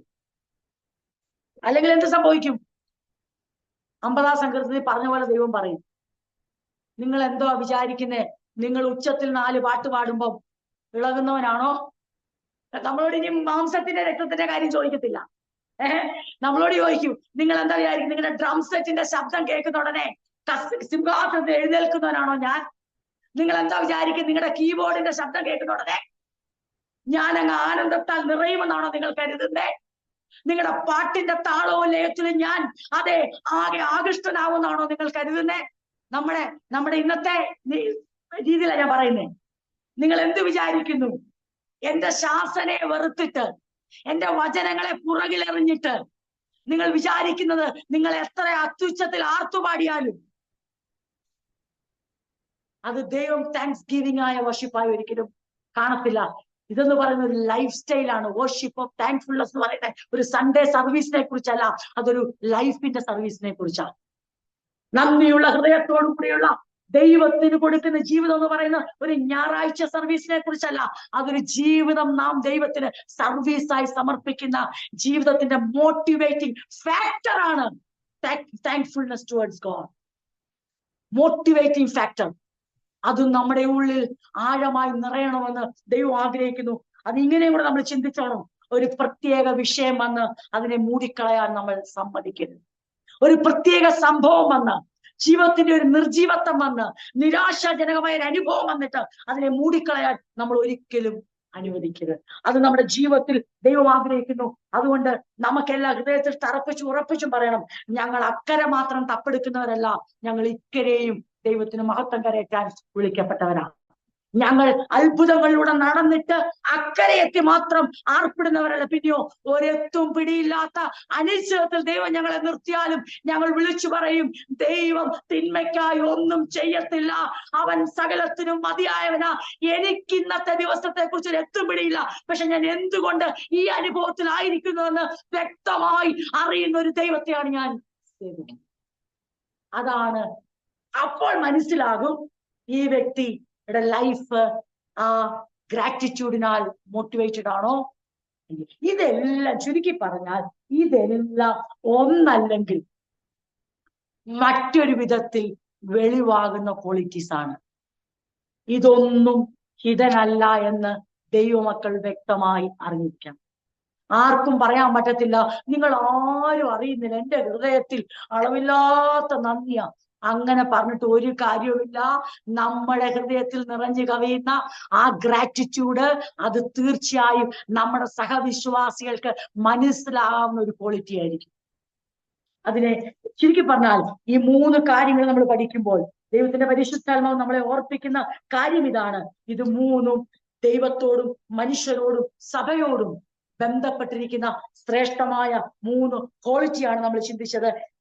അത് കഴിഞ്ഞുള്ള വേദഭാഗം 18 ഇത് കഴിഞ്ഞിട്ട് നമ്മൾ വായിച്ചു, വാക്കിനാലോ ക്രിയയാലോ എന്ത് ചെയ്താലും സകലവും കർത്താവായ യേശുവിന്റെ നാമത്തിൽ ചെയ്തു അവൻ മുഖാന്തരം പിതാവായ ദൈവത്തിന് സ്തോത്രം പറഞ്ഞുകൊണ്ടിരിപ്പീൻ, നന്ദി അർപ്പിച്ച് കൊണ്ടിരിപ്പീൻ. ഇത് നമ്മുടെ ലൈഫിൽ നമുക്ക് വളരെയധികം നമ്മൾ പ്രാവർത്തികമാക്കേണ്ട ഒരു സ്വഭാവ ശൈലിയാണ്, ഒരു ജീവിത ശൈലിയാണ്. ഈ 18 തൊട്ട് 25 വരെയുള്ള വാക്യങ്ങൾ എന്ന് പറയുന്നത്, പ്രത്യേകിച്ച് 18 തൊട്ട് 22 വരെ വാക്യങ്ങൾ പറഞ്ഞാൽ ഓൾറെഡി എല്ലാ ലേഖനങ്ങളിലും എടുത്തിട്ടുള്ള പോർഷനാണ്. എഫെസ് ലേഖനം 5:21 നമ്മൾ എഫെസ് ലേഖനം പഠിച്ചപ്പോൾ വളരെ ഡീറ്റെയിൽ ആയി പഠിച്ചിട്ടുള്ളതാണ് ഈ പോർഷൻസ് എല്ലാം. അത് അപ്പോസ്തലൻ പ്രത്യേകിച്ച് ലേഖനങ്ങള് ആവർത്തിച്ച് ഓരോരുത്തർക്കും എഴുതുമ്പോഴും മെസ്സേജുകൾ പലപ്പോഴും ആവർത്തിക്കപ്പെടുകയാണ്. കാരണം എല്ലാം മാറുപെട്ട സഭയാണ്. പിന്നെ അവർക്ക് ഓരോ സഭയ്ക്കും അവരുടെ പ്രശ്നങ്ങൾ അനുസരിച്ചുള്ള ആ ദൂത് കൊടുക്കുന്നതിനോടൊപ്പം അടിസ്ഥാനപരമായി മാറ്റമില്ലാതെ ദൂത് കൊടുത്തേ പറ്റത്തുള്ളൂ. അതുകൊണ്ട് ആ ഭാഗങ്ങൾ ഞാനത് കൂടുതലായിട്ട് എക്സ്പ്ലെയിൻ ചെയ്യേണ്ട ഒരു ആവശ്യമില്ലാതെ എനിക്ക് തോന്നുന്നത്. കാരണം നിങ്ങൾക്ക് ആ എഫെസ് ലേഖന പഠനത്തിലൊക്കെ നമ്മൾ വളരെ ഡീറ്റെയിൽ ആയിട്ട് ആ ഭാഗങ്ങൾ പഠിച്ചിരുന്നു. ഭാര്യമാരെ, നിങ്ങളുടെ ഭർത്താക്കന്മാർക്ക് കർത്താവിൽ ഉചിതമാവുമണ്ണം കീഴടങ്ങി. അതിന്റെ അർത്ഥം ഇത്രയേ ഉള്ളൂ. അതായത് ഒരു വ്യക്തി കർത്താവിനോട്, കർത്താവിന്റെ വകയായിരിക്കുന്ന ഓരോ ഭാര്യമാരും അറിഞ്ഞിരിക്കണം. ഇത് ഇങ്ങനെയാണ് ഇതിന്റെ ഒരു ആകത്തുക, ഇതിന്റെ ഒരു സമ്മറി എന്ന നില ഞാൻ പറയാം. ഈ രക്ഷയിലേക്ക് കടന്നു വന്ന സമൂഹത്തിലെ വിവിധ ദൗത്യങ്ങൾ ചെയ്തെടുക്കേണ്ട പ്രിയപ്പെട്ടവരോട് പറയുന്നു, നിങ്ങൾ രക്ഷിക്കപ്പെടുന്നതിന് മുമ്പ് നിങ്ങൾ ജീവിച്ച ഒരു ജീവിത ശൈലിയുണ്ട്. ഭാര്യയും ഭർത്താക്കന്മാരും മക്കളും ദാസന്മാരും യജന്മാരും ഒക്കെ യേശു നിങ്ങളുടെ കർത്താവായി നിങ്ങൾക്ക് ലഭിക്കുന്നതിന് മുമ്പ്, നിങ്ങൾ അംഗീകരിക്കുന്നതിന് മുമ്പ്, സഭയുടെ ഭാഗമാകുന്നതിന് മുമ്പ് നിങ്ങൾ സൊസൈറ്റിയിൽ നിങ്ങൾ ജീവിച്ച ഒരു ലൈഫ് സ്റ്റൈൽ ഉണ്ട്. ആ ലൈഫ് സ്റ്റൈൽ ഇനി നിങ്ങൾക്ക് കണ്ടിന്യൂ ചെയ്യാൻ കഴിയത്തില്ല. നിങ്ങൾക്ക് ഒരു ന്യൂ ലൈഫിലേക്ക് ദൈവം നിങ്ങളെ വിളിക്കുമ്പോൾ നിങ്ങളുടെ റെസ്പോൺസിബിലിറ്റിയിൽ നിങ്ങൾ ക്രിസ്തുവിന് ഉചിതമാവുമെണ്ണം പെരുമാറും. ഞങ്ങള് രക്ഷിക്കപ്പെട്ടു വന്നോക്കെ, ഞങ്ങൾ ഒരു പുതിയ വിശ്വാസിയാണ്. പക്ഷെ അത് പറഞ്ഞ ഞങ്ങൾ പുതിയ ഭാര്യയൊന്നുമല്ല. ഞങ്ങളോട് എന്നാ പറയാ, ഞങ്ങൾക്കറിയാം ഞങ്ങളുടെ ഭർത്താവിനോട് എങ്ങനെ പെരുമാറണം. ഭർത്താക്കന്മാര് പറയാം, ഞാൻ രക്ഷിക്കപ്പെട്ട ഇന്നലെ ആയിരിക്കും, പക്ഷെ കല്യാണം കഴിച്ചിട്ട് കുറച്ച് വർഷമായി, എനിക്കറിയാം. പക്ഷെ പോരാ, നിങ്ങൾ ക്രിസ്തുവിൽ പുതിയ സൃഷ്ടികളായെങ്കിൽ നിങ്ങളുടെ ഉത്തരവാദിത്തങ്ങളിലും പുതുമയുണ്ടായിരിക്കണം. ഏതർത്ഥത്തിൽ പുതുമ? ക്രിസ്തുവിന്റെ വകയായിരിക്കുന്ന ഒരു ഭാര്യ എങ്ങനെ പെരുമാറണോ അങ്ങനെ നിങ്ങൾ പെരുമാറണം. ക്രിസ്തുവിൻ്റെതായി മാറിയിരിക്കുന്ന ഒരു ഭർത്താവ് എങ്ങനെ പെരുമാറണോ അതുപോലെ നിങ്ങൾ പെരുമാറണം. നിങ്ങൾ വിവാഹം കഴിച്ചിട്ട് വർഷങ്ങളായി കാണും, നിങ്ങൾ അതിന് ശേഷമായിരിക്കും രക്ഷിക്കപ്പെട്ടത്, നിങ്ങൾ സഭയുടെ ഭാഗമായത്. അപ്പൊ നിങ്ങൾ വിചാരിക്കും ഞങ്ങൾ ഈ ക്രിസ്തീയ ജീവിതത്തിലേക്ക് വന്നത് കൊണ്ട് കുടുംബജീവിതത്തിന് പ്രത്യേകിച്ച് മാറ്റമൊന്നും വരുത്തണ്ട. ഭാര്യമാരെ, നിങ്ങള് ക്രിസ്തുവിന്റെ വകയായിരിക്കുന്നത് കൊണ്ട് കർത്താവിന് യോഗ്യമായ വിധം നിങ്ങളുടെ ഭർത്താക്കന്മാർക്ക് വിധേയപ്പെടുക, കീഴ്പ്പെട്ടിരിക്കുക. അപ്പം അന്നത്തെ കാലത്ത് അത് അയ്യോ എന്ന് ചിന്തിക്കുമ്പോ സഭക്കകത്ത് ഇനി എന്താണ് ആ ക്രിസ്ത്യൻ സൊസൈറ്റിയെ ലോകം കാണാൻ പോവാ, ക്രിസ്തീയ സമൂഹം വെളിപ്പെടാൻ പോവാ. ക്രിസ്തീയ സമൂഹത്തിലെ ഭാര്യ എങ്ങനാ, ഭർത്താവ് എങ്ങനാ, മക്കൾ എങ്ങനാന്ന് ലോകം കാണാൻ പോവാ. അതിനുവേണ്ടിയാണ് ലേഖനങ്ങളുടെ അവസാനത്തിൽ മിക്കപ്പോഴും കുടുംബ ബന്ധങ്ങളിലേക്ക് അപ്പോസ്തലൻ വിരൽ ചൂണ്ടുന്നത്. ചുരുക്കി പറഞ്ഞാൽ ഇങ്ങനെ പറയാം, ഒരു സൊസൈറ്റി നന്നായിട്ട് ഒരിക്കലും ഒരു കുടുംബം നന്നാകത്തില്ല. ഓരോ കുടുംബവും നന്നാവുമ്പോഴാണ് ഒരു നല്ല സൊസൈറ്റി ഉണ്ടാകുന്നത്. അതുകൊണ്ട് അപ്പോസ്തലൻ സഭാ കുടുംബങ്ങളോട്, സഭാ വ്യക്തികളോട് അവരുടെ കർത്തവ്യം ഇനി നിങ്ങളുടെ മാനദണ്ഡത്തിലല്ല, നിങ്ങളുടെ അളവുകോലല്ല നിങ്ങൾ ഒരു ഭാര്യയായിരിക്കേണ്ടതും ഭർത്താവായിരിക്കേണ്ടതും മക്കളായിരിക്കേണ്ടതും. ദൈവം വെച്ചിരിക്കുന്ന അളവുകോലിലേക്ക് നിങ്ങളുടെ റെസ്പോൺസിബിലിറ്റിയുടെ മെത്തേഡ് നിങ്ങൾ മാറ്റണം, പെരുമാറ്റത്തിന്റെ രീതി നിങ്ങൾ മാറ്റണം. ഇതാണ് ഈ ഉപദേശം ഇവിടെ കൊടുക്കാനുള്ള. അല്ലാതെ ഇവിടെ ഭാര്യമാര് ഭർത്താക്കന്മാർ ഇവര് ഞങ്ങൾ ഇന്ന് കഴിഞ്ഞ വർഷമാണ് സ്നാനപ്പെട്ടത്, കഴിഞ്ഞ മാസമാണ് ഞങ്ങൾ സ്നാനപ്പെട്ടെ, അല്ലെ പക്ഷെ ഞങ്ങൾ വിവാഹം കഴിഞ്ഞത് 10 വർഷം കഴിഞ്ഞു, 15 വർഷം കഴിഞ്ഞു, ഞങ്ങൾ ഇപ്പോഴും ഇങ്ങനെയാ. ഞാനിപ്പോ എന്റെ ഭാര്യയോടൊക്കെ ഞാൻ ഇച്ചിരി പരുഷമായി സംസാരിക്കും. അതിപ്പോ ഒരു ദൈവത്തിലാണെന്നൊരു മാറ്റേണ്ട കാര്യമുണ്ടോ? ഉണ്ട്. എന്താണ് അവിടെ എഴുതിയിരിക്കുന്നത്? ശരീരം ക്രിസ്തു അല്ല, എന്റെ കയ്യിൽ നിന്ന് ഓക്കെ. ഭാര്യമാരെ നിങ്ങളുടെ ഭർത്താക്കന്മാർക്ക് കർത്താവ് ഉചിതമാണ് കീഴ. ഭർത്താക്കന്മാരെ നിങ്ങളുടെ ഭാര്യമാരെ സ്നേഹിപ്പീൻ. അത് എഫെസ്യ ലേഖനത്തിൽ വ്യക്തമായിട്ട് എഴുതി, ക്രിസ്തു സഭയെ സ്നേഹിക്കുന്നത് പോലെ. അപ്പൊ അതവർക്കറിയില്ല. ഭർത്താക്കന്മാർ ഭാര്യമാരെ സ്നേഹിക്കും, പക്ഷെ അളവുകോൽ ക്രിസ്ത്യൻ സ്റ്റാൻഡേർഡിലേക്ക് വന്നിട്ടില്ല അവർ. അപ്പൊ ചുരുക്കി പറയാം, കുടുംബ ബന്ധങ്ങൾ അപ്ലിഫ്റ്റ് ചെയ്യുക. എങ്ങനെ? ക്രിസ്ത്യൻ സ്റ്റാൻഡേർഡിലേക്ക്. ചർച്ച് റിലേഷൻഷിപ്പ് മാത്രമല്ല, വേൾഡുമായിട്ടുള്ള റിലേഷൻഷിപ്പ് മാത്രമല്ല, ഫാമിലി റിലേഷൻഷിപ്പും ക്രിസ്ത്യൻ സ്റ്റാൻഡേർഡിലേക്ക് ഉയരണം. ലോകത്തോടുള്ള ബന്ധത്തിൽ നാം മാറണം, ദൈവത്തോടുള്ള ബന്ധത്തിൽ മാറുന്നു, സഭയോടുള്ള ബന്ധത്തിൽ മാറുന്നു. തീർന്നില്ല. ഭാര്യ ഭർത്താവിനോടും, ഭർത്താവ് ഭാര്യയോടും, മക്കൾ അപ്പനോടും, അപ്പൻ മക്കളോടുള്ള ബന്ധത്തിൽ നമ്മുടെ ലൈഫിന്റെ സ്റ്റാൻഡേർഡ് അപ്ലിഫ്റ്റ് ചെയ്യുക എന്നുള്ളതാണ് അപ്പോസ്തലന്റെ ഉദ്ദേശം. അത് ഏത് സ്റ്റാൻഡേർഡിലായിരിക്കണം? സാധാരണ എല്ലാവരും പറയും എനിക്കിങ്ങനെ പറ്റൂ. ഞാനൊരു കാര്യം പറയാം, അങ്ങനെ പറ്റത്തുള്ളെങ്കിൽ ദൈവസഭയുടെ ഭാഗമായിരിക്കാൻ പറ്റത്തില്ല. എനിക്കിങ്ങനെ പറ്റൂ എന്ന് പറയാമായിരുന്നു. ആർക്ക്? പുതിയ സൃഷ്ടി ആകാത്ത ഭർത്താവിന്, പുതിയ സൃഷ്ടി ആകാത്ത ഭാര്യയ്ക്ക്, പുതിയ സൃഷ്ടി ആകാത്ത മക്കൾക്ക് പറയാം. പക്ഷെ ഇനിയും പറയാൻ പറ്റത്തില്ല. ഇനിയും ക്രിസ്ത്യൻ സ്റ്റാൻഡേർഡിലേക്ക് നമ്മൾ ഉയർന്നു വന്നേ പറ്റൂ. അതുകൊണ്ട് വിധേയപ്പെടേണ്ടടുത്ത് വിധേയപ്പെടാനും സ്നേഹിക്കുന്നിടത്ത് സ്നേഹിപ്പാനും കഴിയണം. എന്നിട്ട് പറയുന്നു, നിങ്ങളുടെ ഭാര്യമാരെ സ്നേഹിപ്പിന്, അവരോട് കയ്പായിരിക്കരുത്. അല്ലെങ്കിൽ ഇങ്ങനെ എഴുതിക്കുന്നത്, അവരോട് ഹാർഷായിരിക്കരുത്, അവരോട് പരുഷമായി പെരുമാറരുത്. അതാ എന്തുകൊണ്ടാ? ബിക്കോസ് ഹസ്ബൻഡിനോട് പറയുകയാണ്, ഭർത്താക്കന്മാരോട് പറയുകയാണ്, നിങ്ങളുടെ ജീവിതം മാറി. നിങ്ങൾ സഭയെ പറയുന്നുണ്ട് പഴയതെല്ലാം കഴിഞ്ഞു പോയി, സകലതും പുതുതായി. നിങ്ങൾ വീട്ടിൽ എപ്പോഴും പഴയ ഭർത്താവാ. ഏത് കാര്യത്തിൽ? പെരുമാറ്റത്തിൽ. ഞാൻ ഇനി ഒരു പുതിയ സൃഷ്ടിയാ, പഴയതെല്ലാം കഴിഞ്ഞു പോയി. പക്ഷെ വീട്ടിൽ ചെല്ലുമ്പോൾ ഭാര്യയ്ക്ക് ആരെ കാണാൻ പറ്റും? ആ പഴയ സൃഷ്ടിയെ കാണാൻ പറ്റും. സഭ വരുമ്പോ സഭക്കാർക്ക് ആരെ കാണാൻ പറ്റും? ആ പുതിയ സൃഷ്ടിയെ. പിന്നെയും ഇവിടെ പുതിയ സൃഷ്ടിയെ കണ്ട ഭാര്യ വീട്ടിൽ ചെല്ലുമ്പോ പഴയ സൃഷ്ടിയായ ഭർത്താവിനെ കാണും. അതുപോലെ തിരിച്ചും പറ്റത്തില്ല, നടക്കത്തില്ല. ഇതുകൊണ്ടാണ് അപ്പോസ്തലൻ പറയുന്നത്, നിങ്ങൾ പുതിയ സൃഷ്ടി ആയെങ്കിൽ നിങ്ങൾ എല്ലായിടത്തും പുതിയ സൃഷ്ടിയായിരിക്കണം. വീട്ടിലും നാട്ടിലും സഭയിലും സമൂഹത്തിലും നിങ്ങളെ പ്രകാശം കാണണം. വീട്ടിൽ പ്രകാശിക്കാത്ത ഒരാൾക്കും സഭയിൽ പ്രകാശിക്കാൻ പറ്റത്തില്ല.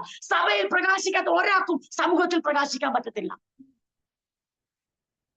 അതിനുവേണ്ടിയാണ് എന്ത് പറയുന്നത്? ഈ ബന്ധങ്ങളിലെ കർത്തവ്യത്തെ കുറിച്ച് പറയുന്നത്. അല്ലാതെ ഭാര്യമാർക്കൊന്നും ഇനി അപ്പോസ്തലൻ അവരെ പഠിപ്പിച്ചിട്ട് വേണം, ഇവരൊക്കെ നല്ല ഭാര്യയും നല്ല ഭർത്താവും. അപ്പോസ്തലൻ എന്നാ കൗൺസിലറാണോ? അല്ലെ? അപ്പോസ്തലൻ എന്നാ മാരേജ് കൗൺസിലറാണ്. അപ്പോസ്തലൻ ഇത് പറയാൻ കാര്യം, അപ്പോസ്തലൻ ആഗ്രഹിക്കുന്നു നല്ല കുടുംബങ്ങൾ ക്രിസ്ത്യൻ സ്റ്റാൻഡേർഡിൽ വാർത്തെടുക്കപ്പെടുമ്പോൾ ലോകം കാണുന്നത് എന്താണ്? യഥാർത്ഥ ക്രിസ്ത്യാനി കുടുംബങ്ങളെ കാണും. അതായത് ദൈവ മക്കളുടെ ജീവിതം എങ്ങനെയാണെന്നുള്ളത് വെളിപ്പെടുത്താൻ കുടുംബത്തിൽ നിന്നാണ് ആ മാറ്റം ആരംഭിക്കുന്നത്. അതുകൊണ്ട് പറയുകയാണ്, നിങ്ങൾക്ക് ഇപ്രകാരം ഒരു ലൈഫ് സ്റ്റൈൽ ഉണ്ടായിരിക്കണം. എന്നിട്ട് മക്കളെ കുറിച്ച്, മക്കളെ നിങ്ങളുടെ അമ്മയപ്പന്മാരെ സകലത്തിലും അനുസരിപ്പിൻ, ഇത് കർത്താവിന്റെ ശിഷ്യന്മാരിൽ കണ്ടാൽ പ്രസാദകരമല്ലോ. പിതാക്കന്മാരെ നിങ്ങളുടെ മക്കൾ അധൈര്യപ്പെടാതിരിക്കേണ്ടതിന് അവരെ കോപിപ്പിക്കുക. അതിന്റെ അർത്ഥം ഇങ്ങനെയാണ് ശരിക്കും പറഞ്ഞാൽ, do not provoke your children. നിങ്ങളുടെ മക്കളെ ശാസിക്കല്ല നല്ല ഇവിടെ ഉദ്ദേശിക്കുന്നത്. ശരിക്കും അതിന്റെ യഥാർത്ഥ തർജിമ, do not provoke your children so that they may not be discouraged. അവർ അധൈര്യപ്പെട്ട് അവരുടെ ധൈര്യം ചോർന്നുപോയി, അവർ ഭീരുക്കളായി തീരത്തക്കവണ്ണം, അവരുടെ കോൺഫിഡൻസ് നഷ്ടപ്പെടത്തക്കവണ്ണം നിങ്ങൾ അവരെ പ്രൊവോക്ക് ചെയ്യുന്ന രീതിയിലേക്ക് നിങ്ങളുടെ ക്രോധം കൊണ്ട് അവരുടെ മുമ്പിൽ ഇടരുത്. ക്രോധത്താൽ അല്ല മക്കളെ വളർത്തുന്നത്. ക്രിസ്തുവിന്റെ പദ്യോപദേശത്തിലും വചനത്തിലും ഇൻസ്ട്രക്ഷനിലും ഉപദേശത്തിലും മക്കളെ വളർത്തേണ്ടത്. കോപം കൊണ്ടല്ല മക്കളെ വളർത്തേണ്ടത്. ഇന്ന് രാത്രി നമ്മൾ ഈ വചനങ്ങളെ ഇങ്ങനെ ചിന്തിച്ചിവിടെ അവസാനിപ്പിക്കുകയും പ്രാർത്ഥിക്കാൻ പോവുകയും ചെയ്യുമ്പോൾ ഞാൻ ഒരു കാര്യം ദൈവമക്കളോട് പറയട്ടെ. എഫെസ്യ ലേഖനം നിങ്ങൾ നിങ്ങൾ ആ ക്ലാസ്സുകളൊക്കെ നമ്മൾ വളരെ ഡീറ്റെയിൽ ആയി ചിന്തിച്ചിട്ടുള്ളതാണ്. ഞാൻ അറിയുന്നവരോട് തന്നെയാണ് വീണ്ടും വീണ്ടും ഈ പറയുന്നുള്ള ബുദ്ധിമുട്ടും എനിക്കുണ്ടെന്ന് നിങ്ങളും കൂടെ മനസ്സിലാക്കണം. ഓൾറെഡി നിരന്തരമായ ലേഖനങ്ങൾ നമ്മൾ പഠിച്ചു വരുമ്പോൾ ആ ലേഖനങ്ങളിലെല്ലാം ഈ ഉപദേശങ്ങൾ ആവർത്തിച്ചു വരുന്നതും അത് വളരെ ഡീറ്റെയിൽ ആയി നമ്മൾ പഠിക്കുന്നതും ചെയ്യുന്നതുകൊണ്ട് ഞാൻ ഇങ്ങനെ പറഞ്ഞ് ഇന്നത്തെ ക്ലാസ് ഇവിടെ അവസാനിപ്പിക്കുന്നത്. എന്റെ പ്രിയരെ, ദൈവത്തിന്റെ സന്നിധിയിൽ നമുക്ക് ഒഴിവുകളില്ല. എന്താണെന്നറിയോ? എന്റെ വീട്ടിൽ അങ്ങനെയൊക്കെ, വീട്ടിൽ ദേഷ്യപ്പെട്ടില്ലേ പിന്നെ വല്ലോണ്ടും ദേഷ്യപ്പെടാൻ പറ്റുമോ? അങ്ങനെയൊക്കെ ഭാര്യയോടല്ലേ ദേഷ്യപ്പെടണ്ടേ? ആത്മാർത്ഥമായിട്ട് പറയട്ടെ, ദൈവത്തിന്റെ കൽപ്പനയാണ് നിങ്ങളുടെ ഭാര്യമാരോട് പരുഷമായി ഹാർഷായി പെരുമാറരുത്. ഭാര്യമാരോട് പറയുന്നു, നിങ്ങളുടെ ഹസ്ബൻഡ്മാരോട് ഭർത്താക്കന്മാരോട് സബ്മിസീവ് ആകണം. കുഞ്ഞുങ്ങളെ പിതാക്കന്മാരോട് പറയുന്നു, നിങ്ങളുടെ മക്കളുടെ ജീവിതത്തിൽ തെറ്റ് കണ്ടാൽ, അവർ വഴിപിഴച്ചെന്ന് തോന്നിയാൽ, അല്ല അവരെ തിരുത്തേണ്ട ഒരു അവസരം വന്നാൽ, നിങ്ങളുടെ ക്രോധം അവരുടെ മുമ്പിൽ പ്രകടിപ്പിച്ച് അവരെ പ്രകോപനത്തിലേക്ക് നയിച്ച് അവരെ ഭീരുക്കളാക്കി തീർക്കരുത്. മറിച്ച് നിങ്ങൾ അവരെ ക്രിസ്തുയേശുവിന്റെ വചനത്തിലും പത്യോപദേശത്തിലും വളർത്തിക്കൊണ്ടുവരത്തക്കവണ്ണം സമ്മേളനമുള്ളവരായിരിക്കണം. മക്കളോട് പറയുന്നു, വല്ലപ്പോഴും അപ്പനെ അമ്മയെ അനുസരിച്ചാ പോരാ, എല്ലായ്പ്പോഴും അപ്പനെ അമ്മയെ അനുസരിക്കണം. ഇന്നലെ വരെ അനുസരിച്ചില്ലേ, ഇന്നൂടെ അനുസരിക്കണോ ചോദിക്കല്ലേ. എല്ലായ്പ്പോഴും always be obedient to your parents. നമുക്ക് ഒരു കാര്യം നമ്മളോട് തന്നെ ചോദിച്ച് പ്രാർത്ഥിക്കാനും നമ്മളെ ശോധന ചെയ്യാനുള്ള ഒരു സമയമാണ്. ഞാൻ എന്റെ ലൈഫിൽ ഈ ന്യൂ ക്രിയേഷൻ എന്നുള്ള പുതിയ സൃഷ്ടിയായി ഞാൻ എവിടെയൊക്കെയാ വെളിപ്പെടുന്നത്? വീട്ടിനകത്ത് ഞാൻ ഇപ്പോഴോ പഴയ സൃഷ്ടി തന്നെയാണോ? എന്റെ പഴയ മനുഷ്യൻ മരിച്ചിട്ടില്ലേ വീട്ടിൽ? അതേ കോപം, അതേ ക്രോധം, ഒരു മര്യാദയില്ലാതെ ഭാര്യയോടുള്ള പെരുമാറ്റം. പലരും ഇന്നത്തെ കാലത്ത് ഭാര്യമാരെ പ്രോപ്പർട്ടിയെ പോലെ കാണുന്നു. മൃഗങ്ങളോട് ഇടപെടുന്ന പോലെ ഇടപെടുന്നവരുണ്ട്. നായ്ക്കൾ വാലാട്ടി നിൽക്കേണ്ട പോലെ അതേ ഭാര്യമാരെ നിർത്തുന്ന പുരുഷന്മാരുണ്ട്. തിരിച്ചും ഭാര്യമാർ ഭർത്താക്കന്മാരുടെ വാക്കിന് തീരെ വിധേയപ്പെടാതെ തങ്ങളുടെ ഇഷ്ടം മാത്രം സാധിക്കണമെന്നുള്ള തന്റെ ഇടത്തോടും വാശിയോടും പെരുമാറുന്ന ഭാര്യമാരുണ്ട്. ഇന്ന് രാത്രി നമുക്കൊരു ചോദ്യം ചോദിക്കാം. സഭയ്ക്കകത്ത് ഞാൻ പാസ്റ്റർ പറഞ്ഞ എല്ലാം കേട്ടു, പക്ഷെ വീട്ടിൽ അങ്ങനല്ല. വീട്ടിൽ ഞാനൊരു ഏകാധിപതിയാ. അങ്ങനെ ആർക്കെങ്കിലും ചിന്തയുണ്ടെങ്കിൽ ഇന്ന് രാത്രി തിരുത്താനുള്ള സമയമാണ്. ഞാൻ ആരെയും കേൾക്കത്തില്ല. ഞാൻ പറയുന്ന അതുപോലെ അനുസരിക്കണം. അതാണ് കുടുംബം എന്ന് തെറ്റിദ്ധരിച്ചിട്ടുണ്ടെങ്കിൽ അതല്ല കുടുംബം. സ്നേഹിക്കുകയും സ്നേഹം പങ്കുവെക്കപ്പെടുകയും ചെയ്യണം. എല്ലാ സ്നേഹവും ഉള്ളിൽ ഒതുക്കിയിട്ട് ഞാൻ ഭയങ്കര നിധിയായ പിതാവ് ഭർത്താവാണെന്നൊക്കെ പറഞ്ഞ് വെറുതെ ദുരഭിമാനികളാകരുത്. നിങ്ങളുടെ ഉള്ളിൽ സ്നേഹമുണ്ടെങ്കിൽ, അതായത് നിങ്ങളുടെ വീട്ടിൽ ആഹാരം വെച്ചിട്ടുണ്ടെങ്കിൽ അത് മേശമേൽ വിളമ്പിയിരിക്കണം. അങ്ങനെയാണെങ്കിൽ ഭാര്യയെ, ഭർത്താവെ, മക്കളെ, നിങ്ങളുടെ ഹൃദയത്തിൽ സ്നേഹമുണ്ടെങ്കിൽ അത് വീട്ടിൽ പ്രദർശിപ്പിച്ചിരിക്കണം. നമുക്കതിന് തയ്യാറാണോ? അതോ നാം സഭയ്ക്കകത്ത് മാത്രമാണോ പുതിയ സൃഷ്ടി? ഞായറാഴ്ചത്തെ രാവിലെ 9 തൊട്ട് 12 വരെയാണോ നാം പുതിയ സൃഷ്ടി? 12 മണി ശേഷം വീട്ടിൽ ചെന്നാൽ പഴയ സൃഷ്ടികളെ കാണാൻ പറ്റുമോ? മരിക്കാത്ത പഴയ മനുഷ്യനെ. അങ്ങനെയാണെങ്കിൽ നമുക്ക് എന്തോ പ്രശ്നമുണ്ട്. അല്ല, സഭയ്ക്കകത്തും വീട്ടിലും അങ്ങനെയാണ്. പക്ഷെ സമൂഹത്തിലോട്ട് ചെന്നാൽ പഴയ മനുഷ്യൻ, മരിക്കാത്തവരെ, നാം 50-ാം സങ്കീർത്തനത്തിൽ വായിച്ച പോലെ ശാസ്ത്രനെ വെറുക്കുന്ന, വചനത്തെ പുറകിലെറിയുന്ന ദുഷ്ടന്മാർ, അതേ വ്യഭിചാരികളോടും കള്ളന്മാരോടും കൂട്ടുകൂടുന്ന അവിടെ പഴയ മനുഷ്യൻ പൊങ്ങി വന്നു. നമ്മൾ എന്ത് സമർപ്പിച്ചുകൊണ്ട് ഇന്ന് രാത്രി പ്രാർത്ഥിക്കാൻ പോന്നേ? സഭയ്ക്കകത്തെ പുതിയ മനുഷ്യൻ മതിയോ? സമൂഹത്തിൽ മതിയോ? മാത്രം വീട്ടിൽ മാത്രം മതി? അതോ ദൈവത്തോടും മനുഷ്യരോടും കുടുംബത്തോടും ഒരുപോലെ വിശ്വസ്ത പുലർത്തിക്കൊണ്ട് ഞാൻ ക്രിസ്തുവിൽ ഒരു പുതിയ സൃഷ്ടിയായി ജീവിപ്പാൻ എന്നെ തന്നെ സമർപ്പിക്കുന്നു. ദൈവം എന്നെ വിളിച്ചിരിക്കുന്ന പഴയ ജീവിതത്തിൽ തുടരാനല്ല, പുതിയ ജീവിതത്തിൽ ജീവിച്ച് ആ ജീവിതത്തെ പ്രകാശിപ്പിച്ച് ബന്ധങ്ങളിലൂടെ ആ സ്വഭാവ ഗുണങ്ങൾ പ്രകടിപ്പിച്ച് എന്റെ വീട് ആദ്യം അറിയട്ടെ, എന്റെ ഭാര്യ അറിയട്ടെ, എന്റെ ഭർത്താവ് അറിയട്ടെ, എന്റെ മക്കൾ അറിയട്ടെ, എന്റെ അപ്പനും അമ്മയെ അറിയട്ടെ, എന്റെ ജീവിതം മാറി, ഞാൻ ക്രിസ്തുവിനുള്ളവനാണെന്നും. സഭ അറിയട്ടെ, തീർന്നില്ല, സമൂഹം അത് അറിയട്ടെ. എന്റെ ജീവിതം കൊണ്ട് ഞാനിത് വെളിപ്പെടുത്താൻ ഞാൻ എന്നെ തന്നെ സമർപ്പിക്കുന്നു എന്ന് പറഞ്ഞുകൊണ്ട് നമുക്ക് പ്രാർത്ഥിക്കാം. ഈ വചനങ്ങളാൽ ദൈവം നമ്മെ അനുഗ്രഹിക്കട്ടെ.